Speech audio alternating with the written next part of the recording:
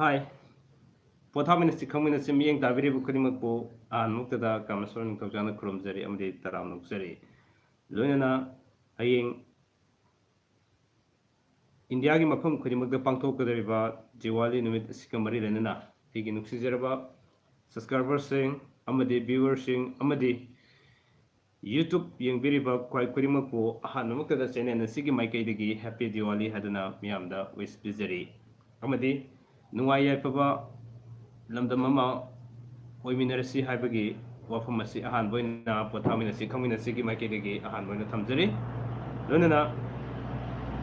ꯉꯁꯤ ꯄꯥꯏꯈꯠꯆꯒꯗꯧꯔꯤꯕ ꯇꯣꯉꯥꯟ ꯇꯣꯉꯥꯟꯕ ꯋꯥꯍꯪꯁꯤꯡ ꯑꯁꯤꯒꯤ ꯄꯥꯎꯈꯨꯝ ꯄꯤꯖꯕꯒꯤ ꯇꯥꯡꯀꯛ ꯑꯁꯤ ꯍꯧꯗ꯭ꯔꯤꯉꯩ ꯃꯥꯡꯑꯣꯏꯅꯅ ꯃꯤꯌꯥꯝꯗ ꯀꯔꯤꯒꯨꯝꯕ ꯋꯥꯐꯝ ꯈꯔꯗꯪ ꯁꯦꯡꯗꯣꯛꯆꯍꯧꯒꯦ ꯉꯔꯥꯡ ꯑꯁꯤ ꯀꯔꯤꯒꯨꯝꯕ ꯈꯨꯗꯣꯡꯆꯥꯗꯕ ꯈꯔ ꯂꯩꯕꯗꯒꯤ ꯂꯥꯏꯚ ꯁ꯭ꯇ꯭ꯔꯤꯝꯁꯦ ꯃꯤꯌꯥꯝꯗ ꯈꯨꯗꯣꯟ ꯇꯝꯕ ꯉꯝꯖꯍꯧꯗ꯭ꯔꯦ ꯃꯗꯨꯒꯤꯗꯃꯛ ꯃꯤꯌꯥꯝꯅ ꯑꯩꯒꯤ ꯅꯨꯡꯁꯤꯖꯔꯕ ꯚ꯭ꯌꯨꯋꯔꯁꯤꯡꯅ ꯋꯥꯔꯧꯕꯤꯗꯅꯕ ꯅꯣꯂꯨꯛꯅ ꯄꯣꯊꯥꯃꯤꯟꯅꯁꯤ ꯈꯪꯃꯤꯟꯅꯁꯤꯒꯤ ꯃꯥꯏꯀꯩꯗꯒꯤ ꯅꯣꯂꯨꯛꯅ ꯍꯪꯒꯠꯆꯔꯤ ꯂꯣꯏꯅꯅ ꯉꯁꯤ ꯂꯧꯈꯠꯆꯒꯗꯧꯔꯤꯕ ꯇꯣꯉꯥꯟ ꯇꯣꯉꯥꯟꯕ ꯃꯤꯌꯥꯝꯅ ꯄꯤꯕꯤꯔꯛꯄ ꯐꯤꯗꯕꯦꯛꯁꯤꯡ ꯉꯥꯏꯔꯤꯅꯤ ꯉꯁꯥꯏꯗꯒꯤ ꯊꯦꯡꯛ ꯌꯨ ꯂꯨꯋꯥꯡꯄꯣꯛꯄ ꯁꯝ thank you very much happy Diwali ꯂꯨꯋꯥꯡꯄꯣꯛꯄ ꯂꯣꯏꯅꯅ ꯍꯌꯦꯡ ꯄꯥꯡꯊꯣꯛꯀꯗꯧꯔꯤꯕ ꯗꯤꯋꯥꯂꯤ ꯑꯁꯤꯅ ꯑꯩ ꯅꯤꯉꯣꯜ ꯆꯥꯛꯀꯧꯕꯒꯤꯗꯤ ꯍꯌꯦꯡ ꯍꯥꯏꯖꯔꯛꯀꯦ ꯄꯥꯡꯊꯣꯛꯀꯗꯧꯔꯤꯕ ꯗꯤꯋꯥꯂꯤ ꯑꯁꯤꯅ ꯃꯅꯤꯄꯨꯔꯒꯤ ꯂꯩꯇꯥꯗꯨꯅ ꯂꯩꯔꯤꯕ ꯏꯔꯝꯗꯝ ꯀꯪꯂꯩꯄꯥꯛ ꯃꯅꯤꯄꯨꯔ ꯑꯁꯤꯒꯤ ꯑꯐꯕ ꯅꯨꯡꯉꯥꯏꯕ ꯁꯥꯟꯇꯤ ꯂꯩꯕ ꯂꯝꯗꯝ ꯑꯃ ꯄꯤꯅꯕꯤꯕ ꯑꯣꯏꯔꯁꯅꯨ ꯍꯥꯏꯗꯨꯅ ꯏꯁꯣꯔꯒꯤ ꯃꯐꯝꯗ ꯊꯧꯅꯤꯖꯔꯤ ꯂꯣꯏꯅꯅ ꯉꯁꯤ ꯇꯣꯉꯥꯟ ꯇꯣꯉꯥꯟꯕ ꯃꯤꯌꯥꯝꯅ ꯍꯪꯕꯤꯔꯛꯄ ꯋꯥꯍꯪꯁꯤꯡ ꯑꯁꯤ ꯂꯧꯈꯠꯆꯅꯕꯒꯤꯗꯃꯛꯇ ꯁꯦꯝ ꯁꯥꯕ ꯈꯨꯗꯤꯡꯃꯛ ꯂꯣꯏꯖꯔꯕꯅꯤ ꯑꯗꯨꯕꯨ ꯍꯧꯖꯤꯛ ꯇꯣꯉꯥꯟ ꯇꯣꯉꯥꯟꯕ ꯚ꯭ꯌꯨꯋꯔꯁꯤꯡꯁꯦ ꯈꯔ ꯃꯈꯩꯗꯤ ꯂꯥꯛꯄ ꯍꯧꯔꯦ ꯑꯗꯨꯒ ꯋꯥꯟꯁ ꯑꯒꯦꯟ ꯂꯨꯋꯥꯡꯄꯣꯛꯄ ꯁꯝ ꯑꯣꯀꯦ ꯊꯦꯡꯛ ꯌꯨ ꯑꯣꯀꯦ ꯑꯗꯨꯅ ꯀꯔꯤꯒꯨꯝꯕ ꯀꯥꯟꯗ ꯍꯧꯖꯤꯛꯁꯦ ꯑꯩꯅ ꯃꯌꯥꯝꯗ ꯀꯔꯤꯒꯨꯝꯕ ꯈꯔ ꯍꯥꯏꯖꯍꯧꯒꯦ ꯉꯁꯤꯁꯦ ꯍꯧꯖꯤꯛꯁꯦ ꯑꯩ ꯀꯣꯛ ꯌꯥꯝ ꯆꯤꯛꯏ ꯀꯣꯛꯁꯤ ꯐꯖꯅ ꯆꯤꯛꯏꯕ ꯍꯥꯏꯇꯥꯔꯦ ꯑꯩ ꯒꯨꯂꯤ ꯆꯥꯖꯔꯒ ꯃꯌꯥꯝꯗ ꯁꯤ ꯉꯔꯥꯡꯁꯨ ꯈꯨꯗꯣꯟ ꯇꯝꯖꯍꯧꯗ꯭ꯔꯤ ꯉꯁꯤ ꯇꯝꯗꯕ ꯇꯥꯔꯒꯗꯤ ꯀꯌꯥ ꯅꯨꯡꯉꯥꯏꯔꯔꯣꯏꯅ ꯑꯩꯁꯤ ꯌꯥꯝ ꯀꯟꯅ ꯒꯨꯂꯤꯒ ꯆꯥꯖꯔꯒ ꯃꯌꯥꯝꯒꯤ ꯁꯦꯕꯥꯁꯤ ꯇꯧꯕ ꯉꯝꯅꯕꯒꯤꯗꯃꯛꯇ ꯍꯣꯠꯅꯖꯕꯅꯤ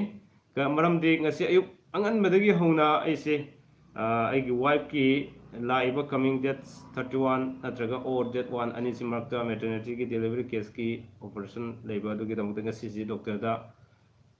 ꯏꯀꯥꯏ ꯈꯨꯝꯅꯖꯔꯤꯕ ꯗꯣꯛꯇꯔ ꯑꯖꯤꯠ ꯃꯉꯣꯟꯗ ꯗꯣꯛꯇꯔꯗ ꯃꯥꯒꯤ ꯐꯥꯏꯅꯦꯜ ꯆꯦꯛꯑꯞ ꯍꯥꯏꯖꯕ ꯇꯥꯔꯦ ꯗꯣꯛꯇꯔꯅ ꯂꯥꯛꯑꯣ ꯍꯥꯏꯕꯒꯤ ꯃꯇꯨꯡ ꯏꯟꯅ ꯆꯠꯂꯨꯔꯕ ꯃꯇꯨꯡꯗ ꯑꯃꯨꯛ ꯀꯛꯋꯥꯗ ꯀꯨꯝꯕꯒ ꯑꯩꯒꯤ ꯏꯆꯦꯒꯤ ꯑꯉꯥꯡꯁꯤꯡꯒ ꯏꯆꯦꯒ ꯂꯣꯏꯅꯅ ꯑꯃꯨꯛ ꯉꯁꯥꯏ ꯑꯩꯅ ꯕꯤꯁꯥꯟꯗ ꯉꯥꯛꯇꯪ ꯂꯥꯏꯚ ꯁ꯭ꯇ꯭ꯔꯤꯝ ꯁꯣ ꯑꯃ ꯃꯌꯥꯝꯗ ꯈꯨꯗꯣꯜ ꯇꯝꯖꯈꯤꯕꯗꯣ ꯑꯗꯣ ꯌꯨꯝꯗ ꯍꯟꯗ꯭ꯔꯤꯉꯩ ꯇꯥꯏꯃꯤꯡꯗꯅꯦ ꯑꯗꯨꯒ ꯑꯩꯒꯤ ꯋꯥꯏꯐꯇꯨꯅ ꯌꯨꯝꯗ ꯊꯥꯈ꯭ꯔ ꯃꯇꯨꯡꯗ ꯑꯃꯨꯛ ꯑꯩꯁꯦ ꯑꯗꯨꯒ ꯆꯥꯛꯀꯧꯕꯒꯤ ꯗꯈꯤꯅꯥꯒꯨꯝꯕ ꯀꯩꯒꯨꯝꯕ ꯂꯩꯍꯧꯅꯕꯒꯤꯗꯃꯛ ꯑꯗꯨꯃꯥꯏꯅ ꯑꯩꯁꯦ ꯂꯩꯍꯧꯔꯒ ꯂꯩꯖꯍꯧꯕꯅꯤ ꯑꯗꯨꯒ ꯍꯧꯖꯤꯛꯁꯦ ꯑꯩ ꯍꯜꯂꯛꯄ ꯀꯨꯏꯗ꯭ꯔꯤ ꯀꯣꯛꯁꯨ ꯌꯥꯝ ꯆꯤꯛꯄ ꯑꯗꯨꯅ ꯍꯜꯂꯛꯑꯒ ꯑꯩ ꯇꯣꯉꯥꯟ ꯇꯣꯉꯥꯟꯕ ꯋꯥꯍꯪꯁꯤꯡꯁꯤ ꯏꯊꯣꯛꯆꯔꯦ ꯍꯥꯏꯔꯒ ꯒꯨꯂꯤ ꯆꯥꯁꯤꯜꯂꯒ ꯇꯧꯖꯕꯅꯦ ꯑꯗꯣ ꯑꯩꯅ ꯃꯌꯥꯝ ꯍꯥꯏꯗꯨꯅꯁꯨ ꯃꯌꯥꯝꯅ ꯇꯧꯖꯔꯔꯣꯏ ꯇꯥꯕꯤꯅꯤꯡꯗꯕꯁꯨ ꯌꯥꯏ ꯑꯗꯨꯅ ꯑꯩ ꯂꯧꯈꯠꯆꯔꯒꯦ ꯀꯣꯏꯁꯟꯁꯤ ꯉꯁꯤꯒꯤ ꯃꯉꯥꯁꯨꯕ ꯏꯄꯤꯁꯣꯠ ꯑꯁꯤꯒꯤ ꯑꯣꯏꯅ ꯀꯣꯏꯁꯟ ꯑꯃ ꯂꯥꯛꯑꯦ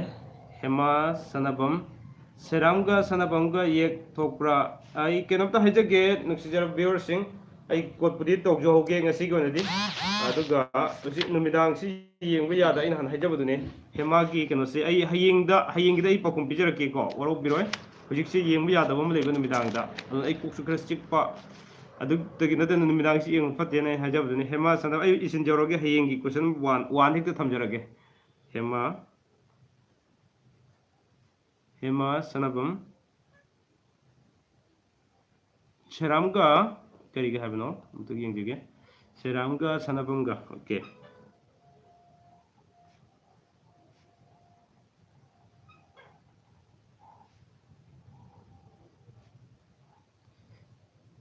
ओके सिमा लाक्चरगे तो मखागी मेसेज में जाए Thounaojam Maibam welcome to my channel welcome back यिंगबिरी बखवाय करिमक ओके थोनावजा थोंगंबा माइबम हाबने आइसु ngसाइदगी ngaरिने थैंक यू थोंगंबा ꯌꯥꯝꯅ ꯋꯥꯅ ꯉꯥꯏꯕꯤꯕ ꯑꯃꯗꯤ ꯑꯩ ꯆꯦꯅꯦꯜ ꯑꯁꯤꯕꯨ ꯄꯨꯛꯅꯤꯡ ꯊꯧꯒꯠꯄꯤꯕ ꯉꯝꯈꯩ ꯂꯩꯇꯅ ꯄꯨꯝꯅꯃꯛꯄꯨ ꯊꯥꯒꯠꯆꯔꯤ ꯌꯥꯝ ꯍꯔꯥꯎ ꯇꯌꯥꯝꯕ ꯐꯣꯡꯗꯣꯛꯆꯔꯤ ꯑꯩ ꯋꯥ ꯉꯥꯡꯕꯁꯤ ꯉꯁꯤꯗꯤ ꯊꯕꯛꯁꯤ ꯌꯥꯝ ꯆꯠꯂꯨꯕꯒꯤ ꯀꯩꯅꯣꯁꯤ ꯃꯥꯏꯟꯁꯤ ꯉꯥꯛꯇꯪ ꯑꯩ ꯔꯦꯁ ꯇꯧꯗꯕꯒꯤ ꯍꯥꯏꯖꯕ ꯇꯥꯔꯦ ꯋꯥ ꯉꯥꯡꯕ ꯈꯔ ꯁꯣꯏꯔꯛꯄꯁꯨ ꯌꯥꯏ ꯃꯗꯨꯒꯤꯗꯃꯛꯇꯗꯤ ꯃꯤꯠꯌꯦꯡ ꯇꯥꯕꯤꯔꯤꯕꯁꯤꯡꯅ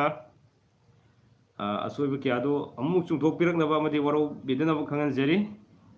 ꯁꯣꯏꯗꯅꯕ ꯍꯣꯠꯅꯕꯒꯤ ꯊꯥꯒꯠꯆꯔꯤ ꯊꯦꯡꯛ ꯌꯨ ꯂꯨꯋꯥꯡ ꯄꯣꯛꯄꯨꯁꯪ ꯑꯗꯨꯒ ꯑꯕꯦꯝꯃ ꯊꯣꯛꯆꯣꯝ ꯅꯨꯄꯥ ꯐ꯭ꯔꯥꯏꯗꯦ ꯅꯨꯄꯤ ꯁꯦꯇꯔꯗꯦꯒ ꯆꯥꯟꯅꯕ꯭ꯔꯥ ꯑꯗꯨꯗꯤ ꯌꯥꯝꯅ ꯐꯩꯌꯦ ꯑꯕꯦꯝꯃ ꯆꯐꯨ ꯏꯋꯥꯟ ꯇꯥꯏꯌꯦ ꯌꯥꯝ ꯅꯨꯡꯁꯤꯅꯒꯅꯤ ꯌꯥꯝꯅ ꯐꯕ ꯑꯃ ꯑꯣꯏ ꯑꯕꯦꯝꯃ ꯑꯩꯅ ꯈꯨꯝꯕ ꯌꯥꯕ ꯄꯥꯎꯈꯨꯝꯁꯤꯗ ꯑꯗꯨꯃꯛ ꯑꯩ ꯈꯨꯝꯖꯔꯛꯀꯦ ꯑꯗꯨꯒ ꯌꯥꯗꯕ ꯍꯧꯖꯤꯛ ꯌꯦꯡꯕ ꯌꯥꯗꯕ ꯑꯗꯨꯒꯨꯝꯕꯗꯨꯗꯤ ꯑꯩ ꯍꯧꯖꯤꯛ ꯀꯣꯠ ꯇꯧꯍꯧꯔꯒꯦ ꯑꯗꯨꯒ ꯍꯌꯦꯡꯒꯤ ꯂꯥꯏꯚ ꯁ꯭ꯇ꯭ꯔꯤꯝꯗ ꯑꯗꯨꯃꯛ ꯑꯩ ꯊꯥꯖꯔꯛꯀꯦ ꯍꯌꯦꯡꯒꯤ ꯂꯥꯏꯚ ꯁ꯭ꯇ꯭ꯔꯤꯝꯁꯨ ꯗꯤꯋꯥꯂꯤ ꯅꯨꯃꯤꯠꯅꯤꯅ ꯌꯥꯝꯅ ꯅꯨꯡꯉꯥꯏꯗꯣꯔꯤꯕ ꯀꯩꯅꯣ ꯇꯧꯔꯤ ꯊꯥꯒꯠꯆꯔꯤ ꯑꯗꯨ ꯃꯌꯥꯝꯅ ꯐꯤꯗꯕꯦꯛ ꯄꯤꯕꯤꯔꯛꯄ ꯀꯃꯦꯟ ꯄꯤꯕꯤꯔꯛꯄꯁꯤꯅꯦ ꯑꯩꯅ ꯌꯥꯝ ꯅꯨꯡꯉꯥꯏꯖꯔꯤꯁꯤ ꯖꯣꯔꯥꯁ ꯖꯨꯝꯅꯥꯝꯒ ꯁꯥꯄꯝꯒ ꯑꯝꯇ ꯌꯦꯡꯕꯤꯌꯣ ꯏꯌꯥꯝꯕ ꯑꯩ ꯌꯦꯡꯖꯒꯦ ꯑꯗꯨꯒ ꯍꯌꯦꯡꯒꯤ ꯀꯩꯅꯣꯗ ꯁꯨꯝ ꯊꯥꯒꯠꯆꯔꯛꯀꯦ ꯍꯧꯖꯤꯛ ꯃꯥꯟꯅꯕ ꯌꯥꯎꯔꯛꯄꯁꯨ ꯌꯥꯏ ꯁꯨꯝ ꯌꯦꯡꯕꯤꯌꯨꯀꯣ ꯑꯩ ꯏꯔꯒ ꯊꯝꯖꯍꯧꯒꯦ ꯍꯌꯦꯡꯒꯤ ꯑꯟꯁꯔꯗ ꯑꯩ ꯁꯨꯝ ꯂꯧꯈꯠꯆꯔꯛꯀꯦ ꯌꯨꯝꯅꯥꯝꯒ ꯁꯥꯄꯝꯒ ꯍꯥꯏꯕꯅꯤ ꯖꯣꯔꯥꯁ ꯖꯨꯝꯅꯥꯝ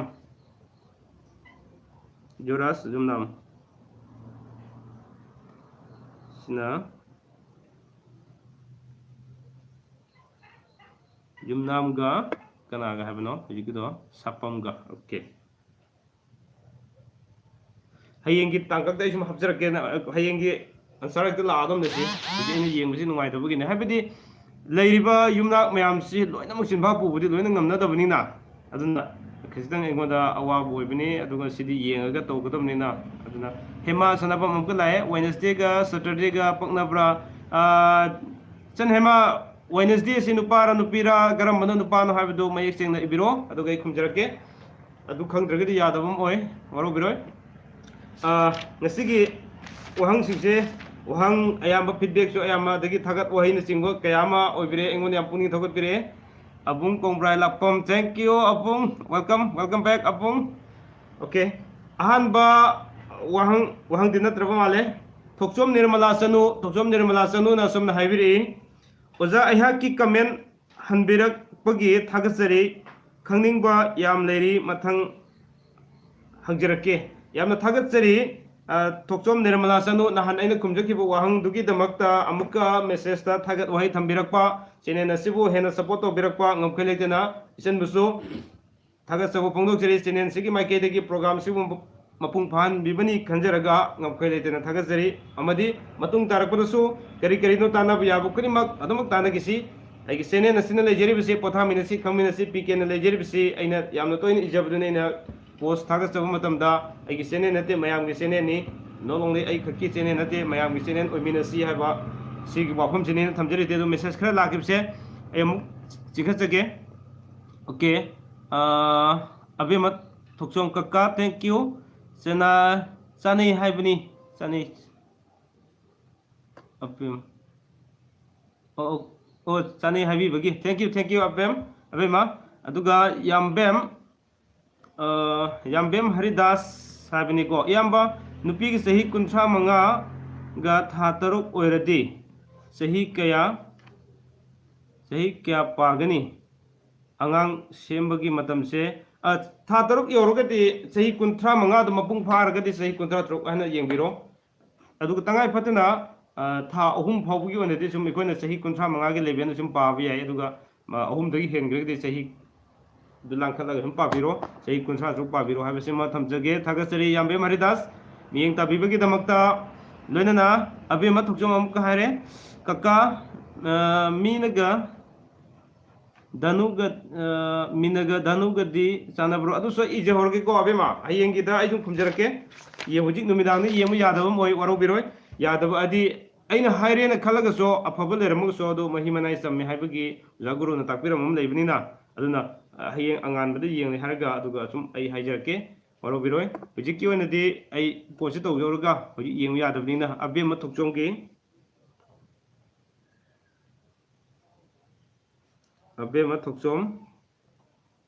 ꯊꯣꯛꯆꯣꯝꯒꯤ ꯋꯥꯍꯪꯁꯦ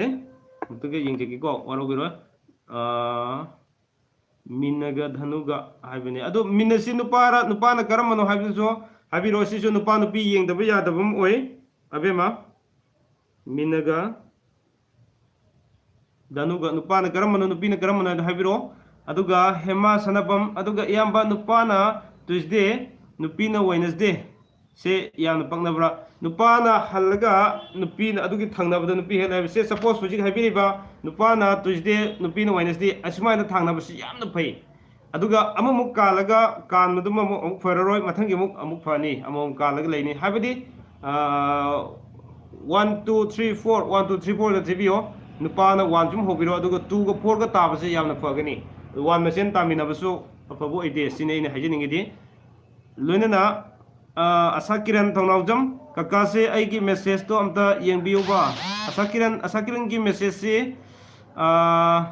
ngasi thabira khibra kramano ayamadi sum yengpene yari okay ay amke thijage aduga message makhedi ay ngasi lakhusari si whatsapp ta thabira kusu khara makhedi lakhusarabane then aduga amuke check tawjar khege sakiran aduga nong namka su thabiro adi aina message ya man maram orga ko aina su phangnabadi thijage thank you loinana Jambem Haridas Amkula, Yam Nanungajare, Yamba Tagasare, thank you Haridas, thank you very much. Mayam Natumana, around the Nuai Saki Badagi, Nuai, full letters, Wakanda Nuai Vida Vida, Nuai the Batam Davida, Corridor, Fagani, Corridor, Fani, Wakansi, I see Kangoshi Farico, happiness in a positive way, some that can be Navigi Wakalan, the Zuni going to Pamjiri, but happy, we are a human being, so if a human being, always time be a positive, singing hygienic. I matam kuri mata negative sum khan lay taragadi karmani koi machine adi amagamaga hingna bada karmani yagani aduna it's in every step kuri makta it's in every feel kuri makta I go say matam kuri makta please be a positive sine pk senangi mai kedi thamjani thank you loinana amagamo abe matuksom minana nupa dhanuna nupi okay minana nupa sina nupi Tangasari Bema, Haying Day Sweden of Hajaraki, Haying Takata, Haying Noidin, Diwali, they go put a Diwali Ominase, Nuxija viewers in Diwali Mapumpan, Haying the Agasin, live streamed up Yamnoai and Saru Yamin service in the Tamjanidi, Matangi Mrs. Samamo, Lae, okay, Naurem Memtoy, Naurem Gi Yek, say, Naurem Gidi, Mangang Oibene, Memtoy, Adomadi, Hanasin Papu, Lebene, Hana Yankibagi, okay, at the gar. Abung kongrailakum abung jung la sar ai gisu amate yeng biro nupa na mitun aduga nupi na tula ai yeng jerake aduga hayeng lakchage for the abung kongrailakum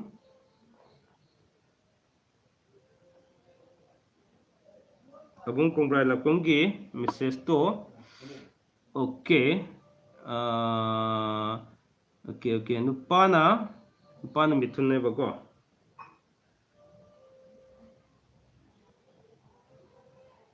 Mitun aduga nupina tulla Tagasari abung hayeng sojan kudon tamjarake aduga aina haijin ningba aina sigi tangkakse chanaba rasipol gi chanadabase masigi aina jumalo lamjing da tangkak naina habjarake tawbudo ai achenba kyam leibisina kitang aisi ngamdabane adubo nongni si manungdadi ay ngamnabdi honar nabudi tawjage mai aduga hayenge Paokhum sijo hayeng sum ai khudol tamjarake hena mapung phanaba yumalo lamjing jai kitang nongni ma lepjari maram si nangdabagi ni ko mayam warobino hanakse yam yamthina busy oi bai dare ko busy oi tar so mayam go sigi timing sido unahu da bataraga de ngarang gi matam da fuda ngarang mayam nga unahu da taseng ai mayam kari khalamgani khalo dei tum bu yade thank you aduna okay Matangi Lokasarake Bimol Mite, Nupina Bresek, Nupana Danu, okay, Bimol Mitegi 5 the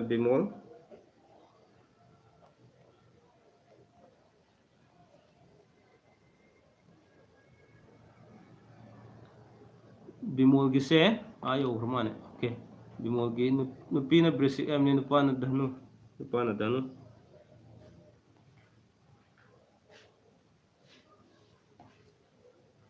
Hoji ibiriba message singsi I goina puthokpuda khara waba mathang hore lurga aduna in isin jawri je warobiroi mathang da abe mathokchom kaka heyeng pung kaya da live tha doino ꯑꯕꯦꯝꯃ ꯅꯨꯡꯇꯤ ꯅꯨꯃꯤꯠ ꯈꯨꯗꯤꯡꯒꯤ ꯅꯨꯃꯤꯗꯥꯡꯒꯤ ꯄꯨꯡ 7ꯇ PKꯒꯤ ꯄꯥꯎꯈꯨꯝ ꯍꯥꯏꯗꯨꯅ ꯇꯥꯡꯀꯛ ꯅꯥꯏꯅ ꯅꯨꯡꯇꯤꯒꯤ ꯁꯟꯗꯣꯛꯆꯕꯅꯦ ꯅꯗꯅ ꯅꯨꯡꯇꯤ ꯅꯨꯃꯤꯠ ꯈꯨꯗꯤꯡꯒꯤ ꯄꯨꯡ 7ꯇ ꯌꯦꯡꯕꯤꯌꯨ ꯄꯨꯡ 7ꯇ ꯑꯗꯨꯃꯛ ꯂꯥꯏꯚꯁꯤ ꯃꯌꯥꯝꯅ ꯎꯕ ꯐꯪꯕꯤꯒꯅꯤ ꯑꯗꯨꯅ ꯃꯃꯥꯡꯒꯤ ꯇꯥꯡꯀꯛ ꯀꯌꯥ ꯑꯃꯁꯨ ꯑꯗꯨꯃꯛ ꯑꯩꯒꯤ ꯆꯦꯅꯦꯜꯁꯤꯗ ꯁꯕꯁꯀ꯭ꯔꯥꯏꯕ ꯇꯧꯕꯤꯔꯒ ꯌꯦꯡꯕꯤꯌꯨ ꯃꯃꯥꯡꯒꯤ ꯚꯤꯗꯤꯑꯣ ꯀꯌꯥ ꯑꯃ ꯂꯩꯈ꯭ꯔꯕꯅꯦ ꯌꯥꯝ ꯀꯥꯟꯅꯔꯕ ꯀꯌꯥ ꯑꯃ ꯊꯦꯡꯅꯒꯅꯤ ꯍꯥꯏꯕꯁꯤꯃ ꯊꯝꯖꯒꯦ ꯊꯦꯡꯛ ꯌꯨ ꯑꯕꯦꯝꯃ ꯍꯌꯦꯡ ꯄꯨꯡ 7ꯇ ꯃꯍꯧꯁꯥꯒꯨꯝ ꯄꯨꯡ 7ꯇ ꯑꯗꯨꯃꯛ ꯊꯝꯖꯒꯅꯤ ꯍꯦꯃꯥ ꯁꯅꯐꯝ ꯏꯌꯥꯝꯕ ꯃꯊꯛꯇ ꯍꯪꯈꯤꯕꯗꯣ ꯍꯥꯏꯕꯤꯌꯣ ꯅꯨꯄꯤꯅ ꯋꯦꯅꯁꯗꯦ ꯅꯨꯄꯥꯅ ꯁꯇꯔꯗꯦ ꯑꯩꯒꯤ ꯏꯅꯥꯎꯒꯤꯅꯦ ꯑꯝꯇ ꯍꯥꯏꯕꯤꯌꯣ ꯍꯥꯏꯕꯅꯦ ओके नुपाना सैटरडे नुपीना Wednesday Saturday Friday Sunday Monday Tuesday Wednesday यामना फै हेमा हेमा सनबम अफबो ओय यामना अफबो ओय हाबिसिम थमजगे मथंगदा जाम्बेम हरिदास सिंह ओके इयाम्बा अइगी इसा नुपी अनि सुरे नुपा तानबदा मखा के मखा ताररोय खलंबने अदुबो इयाम्बगी वीडियो थेंगनबदगी अमुक मखा तागिसिना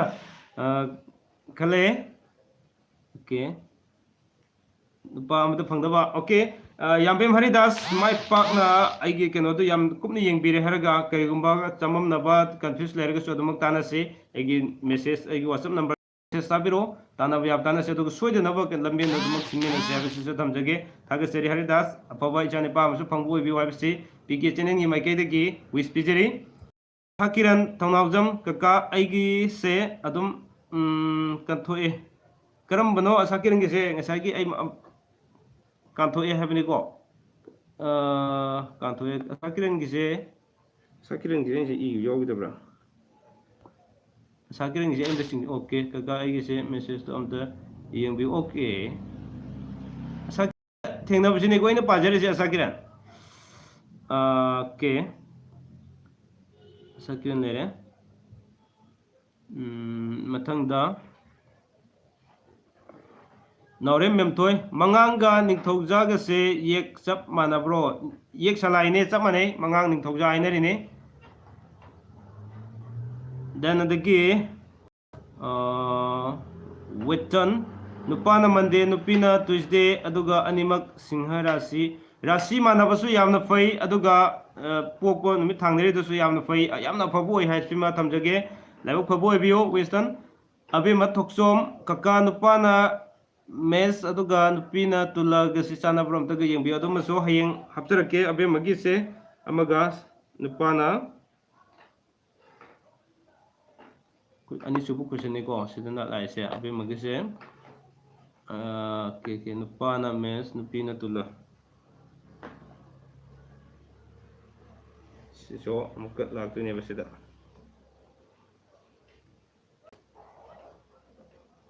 okay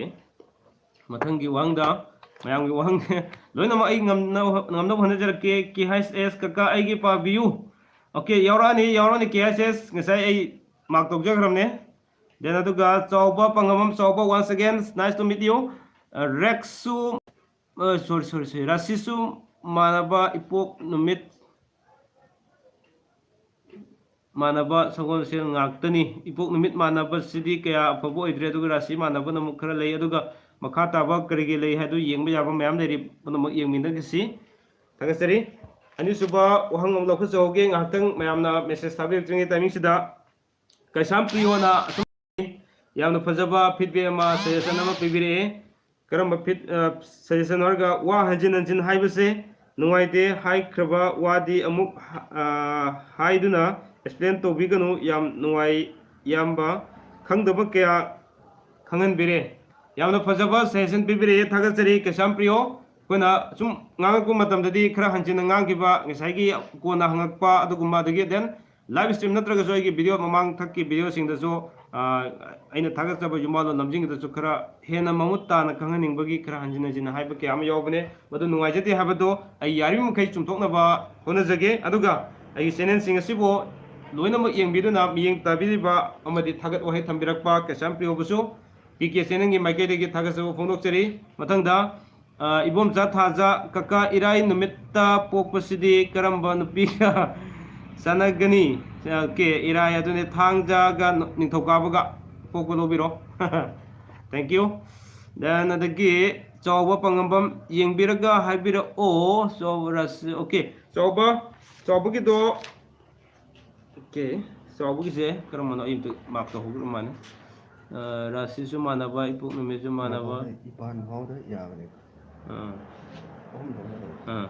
rasi su manaba haibane chawba gi se ka lekre rasi su manaba ipuk nume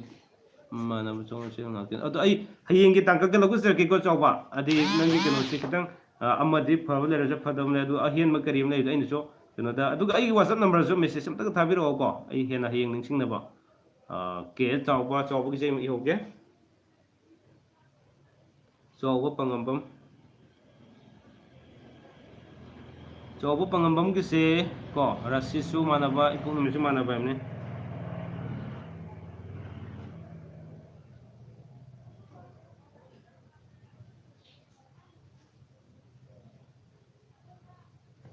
puk nume su manaba okay thank you ai lakus jarake sawa waro biroi heng ai di hena phaning bagini ko mamuta na phajana ai yeng jarake aduga ai whatsapp number du so amtang thabiro ai keno se sidawdi ijere hena mayik sengna baduga ibom cha thaja kaka irai namitta pokpasidi karam okay si yengre dugi premi thokchom nupa mithun nupi sinha gase sana bro adu premi thokchom right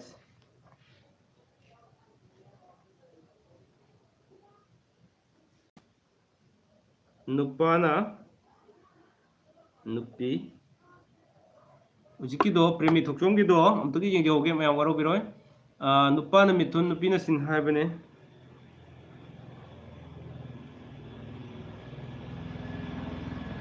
okay premi ai hayeng yeng jerke hojik yeng ma yadaba ma lei numidang da aduna hayeng aduma ai angan bi yeng hori herga ai na apet knowledge ma thamjo horga yeng ge sungai gi matam da pung tere chi matam sida diwali ga mari lenana mayam loina amuk saru yaminasi aduga haibadi adudi yaminasi tancha dragana hojik siga manaba wahang la ko sei aduma yeng bi ko adu matam su khangbi yong na ba aduga hayeng su aduma paika serke aduga bimol mete sar makha tabada nupina wednesday nupana thursday adu su yamna phai bimol yamna phai adu so mathangda susimti oinam susimti jamuk thengnajare susimti welcome back once again okay tamo ai gi so amte yengbiro nupina bresi nupana mithun adu so ai hay hajrake nainda okay susimti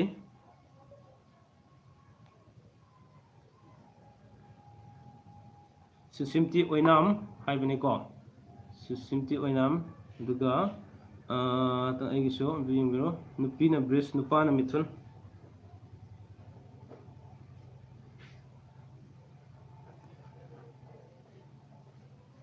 nupina bres okay susimti hayengi live stream dai soidana makki mapung phaba answer do pijage hujiksi yengma yadabana chawba pangamam thagasari bung thagasari chawba makhatana yengbi ko hena nungarba khangbada kana hogodaba wahang kyam leiri ai pagestarke rosni sapam tamo aigina nithogjam nupagi na sapam yek asobra masara thongri se am thabiro okay yekse kayam chawbna do hayeng si rosni sapam hayeng mak ai khut tamdana haijarake adu ai ko tamdang dong hoge rosni sapam gi se hojik aina insin jori singja hayeng di diwali nimit ka mari lenana yamna mayam gi patabak mapung phan na ai hona jage diwali nimit ki oina di yamna goi gi mega live stream oina ohena bai hona jage habsine thamja adu gi dam gaina ngasi khumjau dab singja hayeng loina ma ai pakhum khumjarake awat ma ke loina khumjarake sine rosni sapam habne rosni sapam ki na hangbire ise rosni kai mangra rosni sapam okay nithogjam ga sapam ga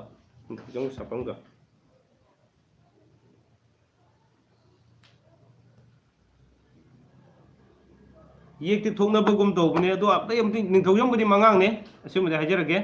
aduga amasima ai aptang check togjarake asagiran thongnawjam kaka nupana irai nupina thangja aduga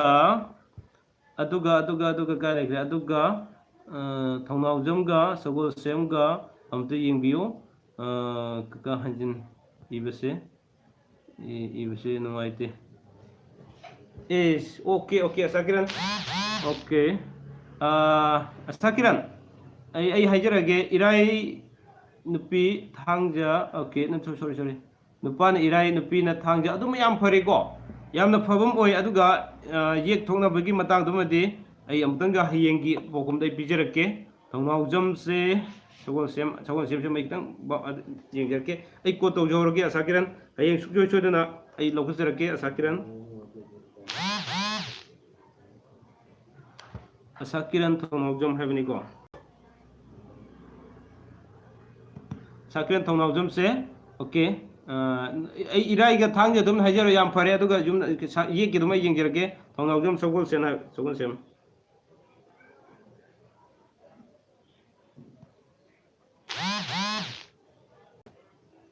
Sugol sem okay ai ko tawjari ko Sakiran kaka message to amta munna yengbiu ba ai kaka nupa na irai nupi na thangja asima phare hai ko Sakiran ai amki yengjage aduga thongnau jamga sagol semga ko sagol semga amukta yengbiu ba kaka hanjin ibisi nuai de hanjin su ibirano ai nasi iyere Sakiran numit ki dumadi yam phare aduga yek ki matang do ai amtang check tawjarake habne hayeng amka miyeng taminase o waro bino okay Rosni sabam thank you tamot thagasari Rosni aduga okay malang pau okay aigina mande nupi gina Tuesday nupa amaga nupi amaga di leire nupa amatanga pami kamai tawne se ai gyan ngaure de wang de aigina mande nupi gina Tuesday okay asu adum yam phare mande Tuesday nupa amaga nupi amaga di leire nupa amata okay isa leire habni ko je samna khalure isa nupa amga janupi amga leire habni ba adumaina ibiraga dekitang je ngauroi dubne okay aina loksin jarisi lalamya chumma adu isa nupa amga janupi amga leire hena adumaina khanjage aduga ke nupa amatanga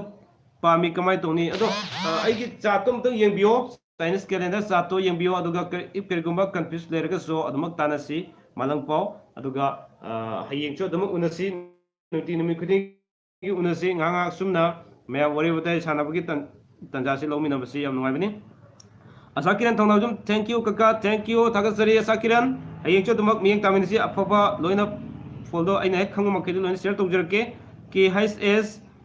se ai hum haijarage adumai leibum KHS aina leirabnina mingde ju yam khangjening bane ke kaka nupina mithun nupana tula yengbiu yengjarake KHS ke seng isai tokhraba okay try thoi subda KHS nupa nupana mithun haibro kido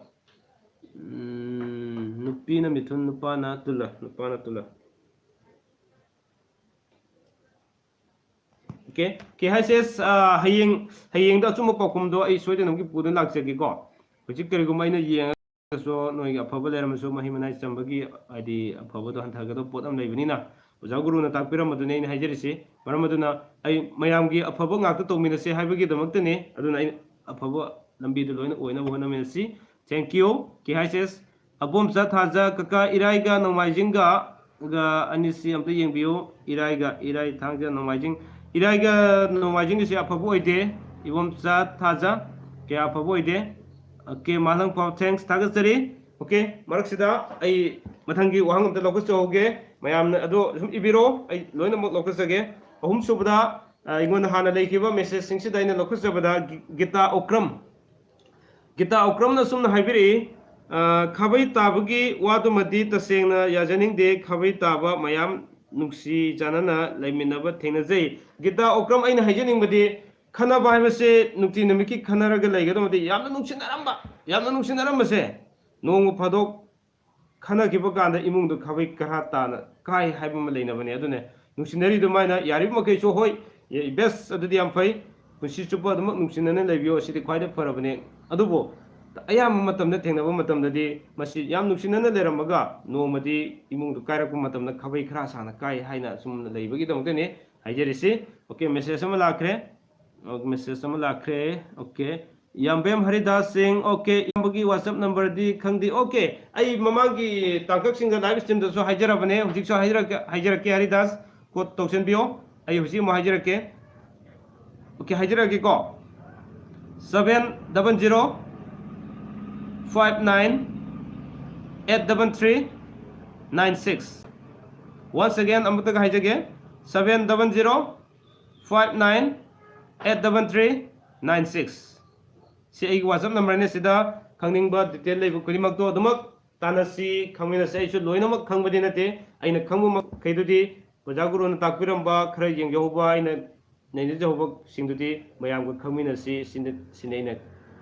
adune channel si thawai naina pothaminasi khangminasi na hangduk si mayam su support to believe sini ragini mutum sarangbamga sarungbam se kari yekno kano se ai ngasi lokhalak do male aduma ko ai abiti yengi hoge okay ragini mutum se ngi sai thenai gum tawe hana hangbi grab male ngasi yorok do male okay oh phone number na hangbi rakhi bangi sai ko ragini se okay ai ko nam to hujo hoge tom do to bada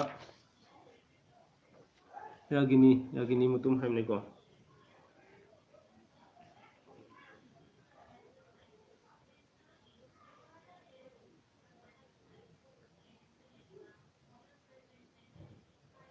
ragini gidubo sarungbam haibna tro okay sarungbam gi jek ai heng haijarage oro biroi ragini mutum ngasi jo sumgi message sum si oro me horen pa de or ko do male aduga rosni sapam yam sumi tamo khabai gi wafam do okay adune ai koina ahal laman singna takpiram se aina yam toina haijabadune ahan matina safu mele haisine ahan singgi waje koi lawdo bu soya de ahan singna thambi ngasi koina kunai sida sothariba thaksika sin naidaba kyama lai singsi mamangai gi iramdam manipur sida leibiramba ahlaman mayamna thambiramba thaksi khasi thogolon bebar sin do pukai kairak pudagi ngasi mawumna chakadaba lambi chumna chanarakaba adagi sugum tongan kya lai se adagi matai yama lakpada ko khotpa sugumasi ikai ko ponon ikai narakpai keno ma tongnarakpa sugum kya sinane hujiksi fattaba tahidaba kyama tari se duna ahlaman singna thambiramba kya si koi adumak tung inlaga kari lay hai to khar thigat minasi habisine tamjini se thagastari sapam Jambim Haridas yamna nungaijare brother thank you Haridas pau phawiro o sumasi kari lege hai do mathangda abung kongrai lapom sar nupa na Thursday nupi na Friday ga se sar nadi yam phai hai adubu ibani se ayamba okay ibani se ayamba matamda adum ne masi karigino amutang takpira o okay abung kongrai lapom noini gi rasi phol ga kaiga leibising do adu singdo in detail do abung aigi number yawi ko okay nan message tabira ko do da kupna in detail no kari lei kele do muktana se aidi numit pharagan hekta phabana te numit phaba haibaduna ayamna hayeng koi gi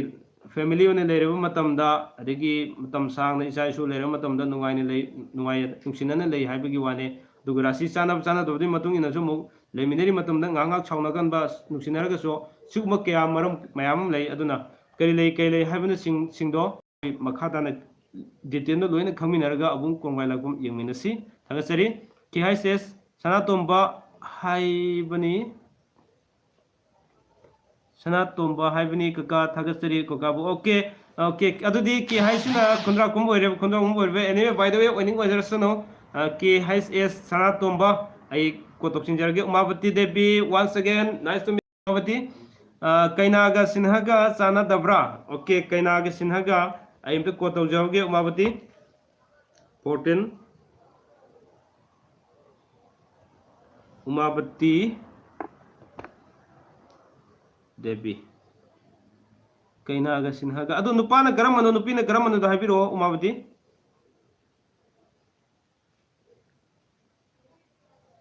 okay Nupi do the Ikona Kang the Via the Vanina Adumaso Ibiro Habisitam Jage aduga mathang gi jik ahum suba question thong lokal chari ngasi di mayam hangbirok mayam ji kumminge da kumjage hangbiro mayam ne tana minasi Romeo Singh ni thogjam na asumna e ahan pabugi amta habir o Paokhum ngaijari ahan masen paba siso adi nupa ahan nupi ahan siso kya pabu oidena mamang do soine thamjakrabani aduga ani suba man hangbire se rasi phol di Mithun Bridge ani si paba yabra mamang da hangbi ki basing do ji miyeng tabi bi yor gadi mana bu yaw bring biyo hoji mana hangai se मिथुन का bridge कने bridge का अदुना असिसो मान हाइबिरिसि नुपा करमनो नुपी करमनो हाइसि इबिरमद्रे Romeo Singh निथौजम मियंग ताबिरी बोरगदि होजि ओरसो I quote तौजोगे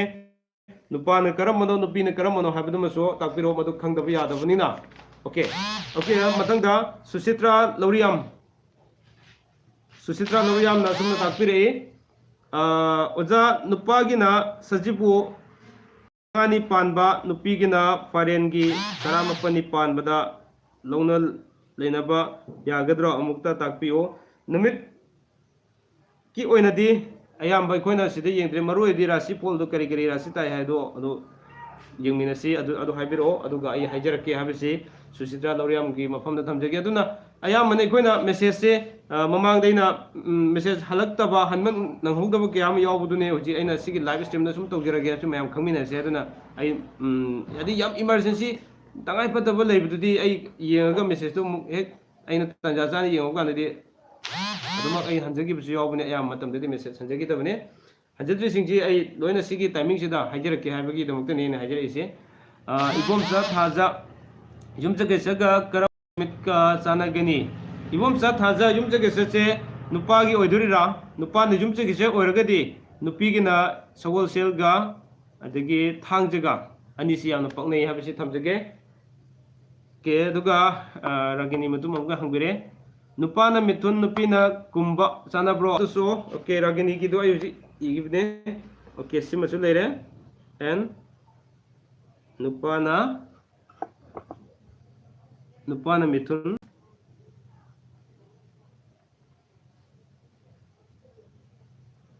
nupina kari habano hojiki do bo nupina kumba okay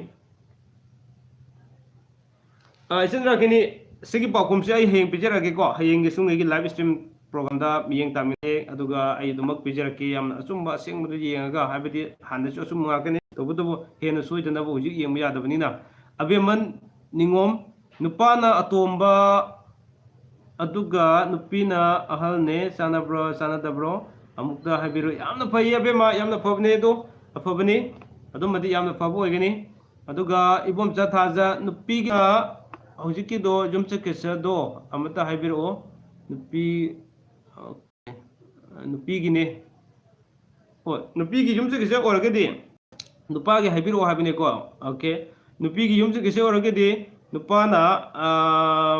lebak pokpa aduga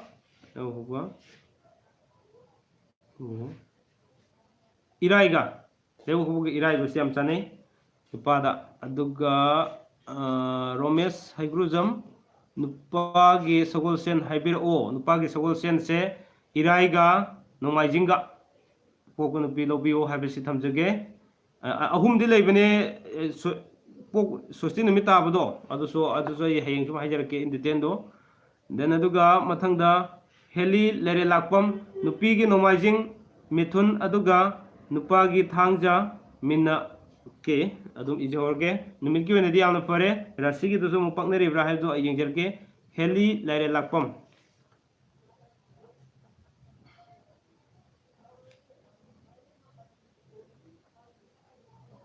heril lare lakong ge ai keno gi tudi numit tudi ijararo ge rasi du ko ijarage mithun ga nupa gina thangja duga minna nupa gi minna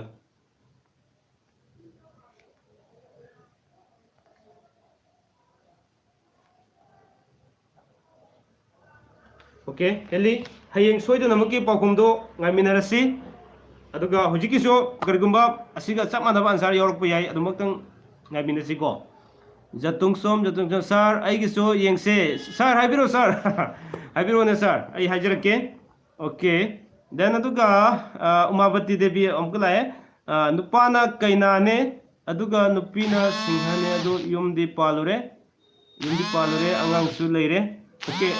yum panu pandabduna mo oziro aduga sanaba keno duki de sum hajarake okay umabati ne nupana kaina nupina singha umabati de nupasina nupi umabati hayeng adum ngaminasi ko aduga ai sum haijarake hayeng ki timing da okay then aduga abi ama toksom kaka nupa na ahan nupina atom base sanabra adu su sanai ahan atom maksi nupa oro nupi sanai yamna pai tagasari abung kongrai lakpam sara nupa na ahal ne aduga nupina atom bine sana gadra amta adu su sanai abung adu su sanai aduga amna haijening bamana aina tagasari basing sida rasi full ne adiki numit kine yek thongna bane mayam chulona compare toraga kari lei hadu yemuna khwaide phabane ko ama khutchani hadu ngi yabana te atai ahen mada kari lei adu mayai da phol ma kari lei gini hadu su yemina ga dabane ragini matum nupina ahal nupana yaima sana bro adu so sang amada dumak yai haduna ahal ma singna takbirami thoidongna phataba phol ka hena leite aduga abema thoksom kaka thagachari thank you abema mayamna nungaina sakibidi hairoi go miyeng tabi go aduga mayamna nungai jaba mayamna penbi basine chene nasibu nungsibi basine kwaidege aina nungai jari bidi ado miyeng tabi basing se thumbs up light number di kitang watbi bamale engon khar puning thokat piro thagachari ai mathangi lokasarake mayam aduma hungpiro okay romeo singido mai hijackre susitra hijackre ngaki okay k hs inau sanatom bagi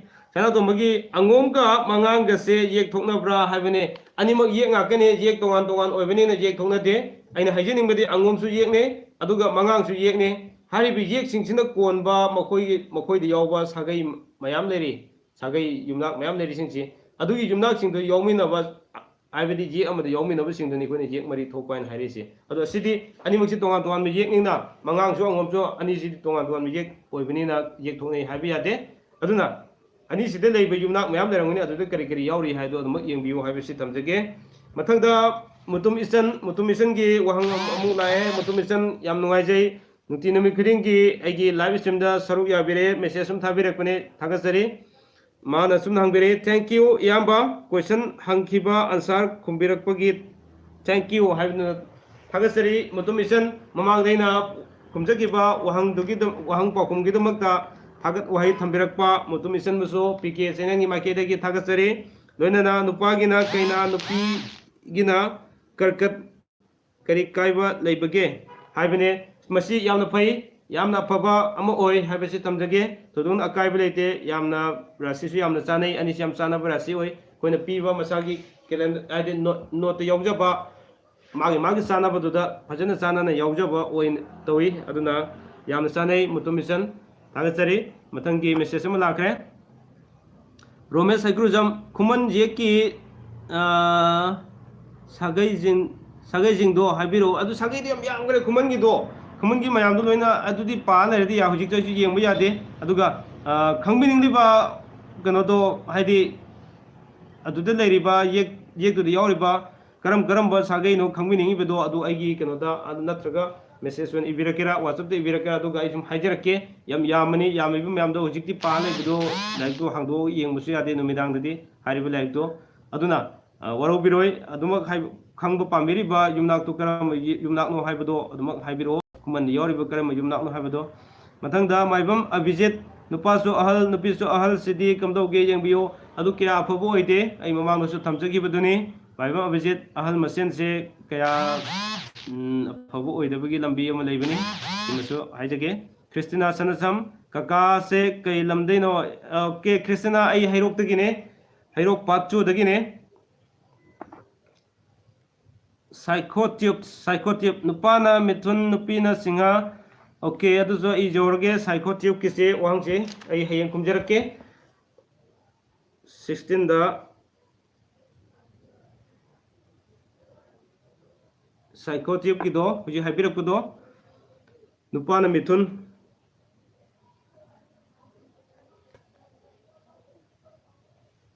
अदगी नुपीना करे हाइबनो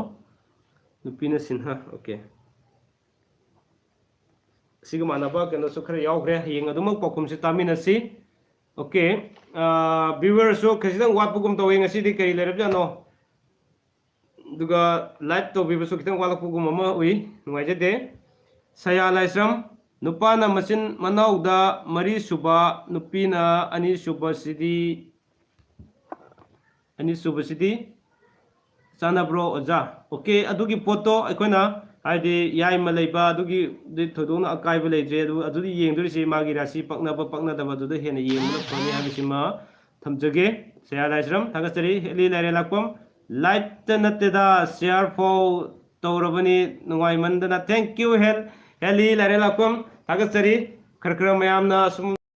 share ꯇꯧꯕꯤꯕ ꯍꯥꯏꯕꯗꯤ ꯑꯩꯈꯛ ꯈꯪꯕ ꯅꯠꯇꯕ ꯃꯌꯥꯝ ꯄꯨꯟꯅ ꯈꯪꯃꯤꯟꯅꯁꯦ ꯍꯥꯏꯕꯁꯤꯅꯤ ꯑꯩꯅ ꯊꯝꯖꯔꯤꯗꯤ ꯉꯁꯤ ꯑꯩꯉꯣꯟꯗ ꯂꯩꯔꯤꯕ ꯅꯣꯂꯦꯖ ꯑꯩꯅ ꯁꯤꯌꯥꯔ ꯇꯧꯖꯔꯤꯁꯤꯁꯨ ꯃꯌꯥꯝꯒ ꯈꯪꯃꯤꯟꯅꯁꯦ ꯍꯥꯏꯕꯒꯤꯗꯃꯛꯇꯅꯤ ꯑꯗꯨꯅ ꯑꯗꯣꯝꯅꯁꯨ ꯑꯩꯒꯤ ꯍꯧꯖꯤꯛ ꯑꯩꯅ ꯊꯥꯖꯔꯤꯕ ꯚꯤꯗꯤꯑꯣ ꯈꯨꯗꯤꯡꯃꯛꯁꯦ ꯅꯨꯡꯁꯤꯖꯔꯕ ꯚꯤꯌꯨꯋꯔꯁꯤꯡꯅ ꯂꯣꯏꯅ ꯂꯥꯏꯛ ꯁꯤꯌꯥꯔ ꯇꯧꯕꯤꯌꯨ ꯍꯥꯏꯕꯗꯤ ꯑꯩꯈꯛ ꯈꯪꯕ ꯅꯠꯇꯕ ꯃꯌꯥꯝ ꯑꯇꯩꯁꯨ ꯂꯣꯏꯅ ꯄꯨꯝꯅꯃꯛꯁꯨ ꯈꯪꯃꯤꯟꯅꯁꯤ ꯍꯥꯏꯕꯒꯤ ꯋꯥꯈꯜꯂꯣꯟꯗ ꯊꯝꯃꯤꯟꯅꯁꯤ ꯑꯗꯨꯒꯤꯗꯃꯛ ꯈꯔ ꯁꯤꯌꯥꯔ ꯇꯧꯕꯤꯌꯨ ꯑꯃꯗꯤ ꯍꯦꯂꯤꯅ ꯁꯤꯌꯥꯔ ꯇꯧꯕꯤꯕ ꯂꯥꯏꯛ ꯇꯧꯕꯤꯕ ꯉꯝꯈꯩ ꯂꯩꯇꯅ ꯊꯥꯒꯠꯆꯔꯤ ꯑꯩꯉꯣꯟꯗ ꯌꯥꯝꯅ ꯑꯩ ꯉꯁꯥꯏ ꯀꯣꯛ ꯆꯤꯛꯑꯦ ꯍꯥꯏꯔꯝꯕꯗꯣ ꯍꯧꯖꯤꯛ ꯀꯣꯛ ꯆꯤꯛꯎ ꯐꯔꯦ ꯃꯌꯥꯝꯒꯤ ꯀꯃꯦꯟ ꯃꯌꯥꯝꯁꯤ ꯎꯔꯨꯕꯗ ꯌꯥꯝ ꯋꯥꯈꯜ ꯌꯥꯝ ꯅꯨꯡꯉꯥꯏꯖꯩ ꯔꯣꯃꯦꯁ ꯍꯩꯒ꯭ꯔꯨꯖꯝ ꯆꯥꯛ ꯆꯥꯕꯤꯔꯕ꯭ꯔꯣ ꯕ꯭ꯔꯗꯔ ꯔꯣꯃꯦꯁ ꯑꯩ ꯃꯃꯥꯡꯒꯤ ꯁꯨꯃꯥꯏꯅ ꯂꯥꯏꯚ ꯁ꯭ꯇ꯭ꯔꯤꯝ ꯇꯧꯕ ꯅꯨꯃꯤꯠ ꯈꯨꯗꯤꯡꯒꯤ ꯑꯩ ꯁꯨꯝ ꯍꯥꯏꯖꯈ꯭ꯔꯕꯅꯦ ꯅꯣꯡꯃꯒꯤ ꯂꯥꯏꯚ ꯁ꯭ꯇ꯭ꯔꯤꯝꯁꯤ ꯂꯣꯏꯗ꯭ꯔꯤꯐꯥꯎꯗ ꯑꯩ ꯆꯥꯛ ꯆꯥꯕ ꯆꯪꯗꯦ ꯑꯗꯨꯅ ꯂꯥꯏꯚ ꯁ꯭ꯇ꯭ꯔꯤꯝ ꯄꯨꯡꯂꯣꯏ ꯂꯣꯏꯔꯦ ꯍꯥꯏꯔꯒ ꯆꯥꯛꯇꯤ ꯉꯁꯥꯏꯅ ꯂꯣꯏꯈ꯭ꯔꯦ ꯑꯩꯒꯤ ꯐꯦꯃꯤꯂꯤ ꯑꯩꯒꯤ ꯋꯥꯏꯐ ꯂꯣꯏꯅ ꯆꯥꯛ ꯆꯥꯔꯦ ꯏꯆꯥꯁꯤꯡ ꯂꯣꯏꯅ ꯆꯥꯛ ꯆꯥꯔꯦ ꯑꯗꯨꯕꯨ ꯑꯩꯗꯤ ꯆꯥꯕ ꯌꯥꯗ꯭ꯔꯤ ꯃꯔꯝꯗꯤ ꯂꯥꯏꯚ ꯁ꯭ꯇ꯭ꯔꯤꯝꯁꯤ ꯂꯣꯏꯗ꯭ꯔꯤꯐꯥꯎꯗꯤ ꯑꯩ ꯆꯥꯛ ꯆꯥꯕ ꯆꯪꯕ ꯌꯥꯗꯦ ꯆꯥꯛ ꯆꯥꯕ ꯆꯪꯗꯦ ꯃꯔꯝꯗꯤ live stream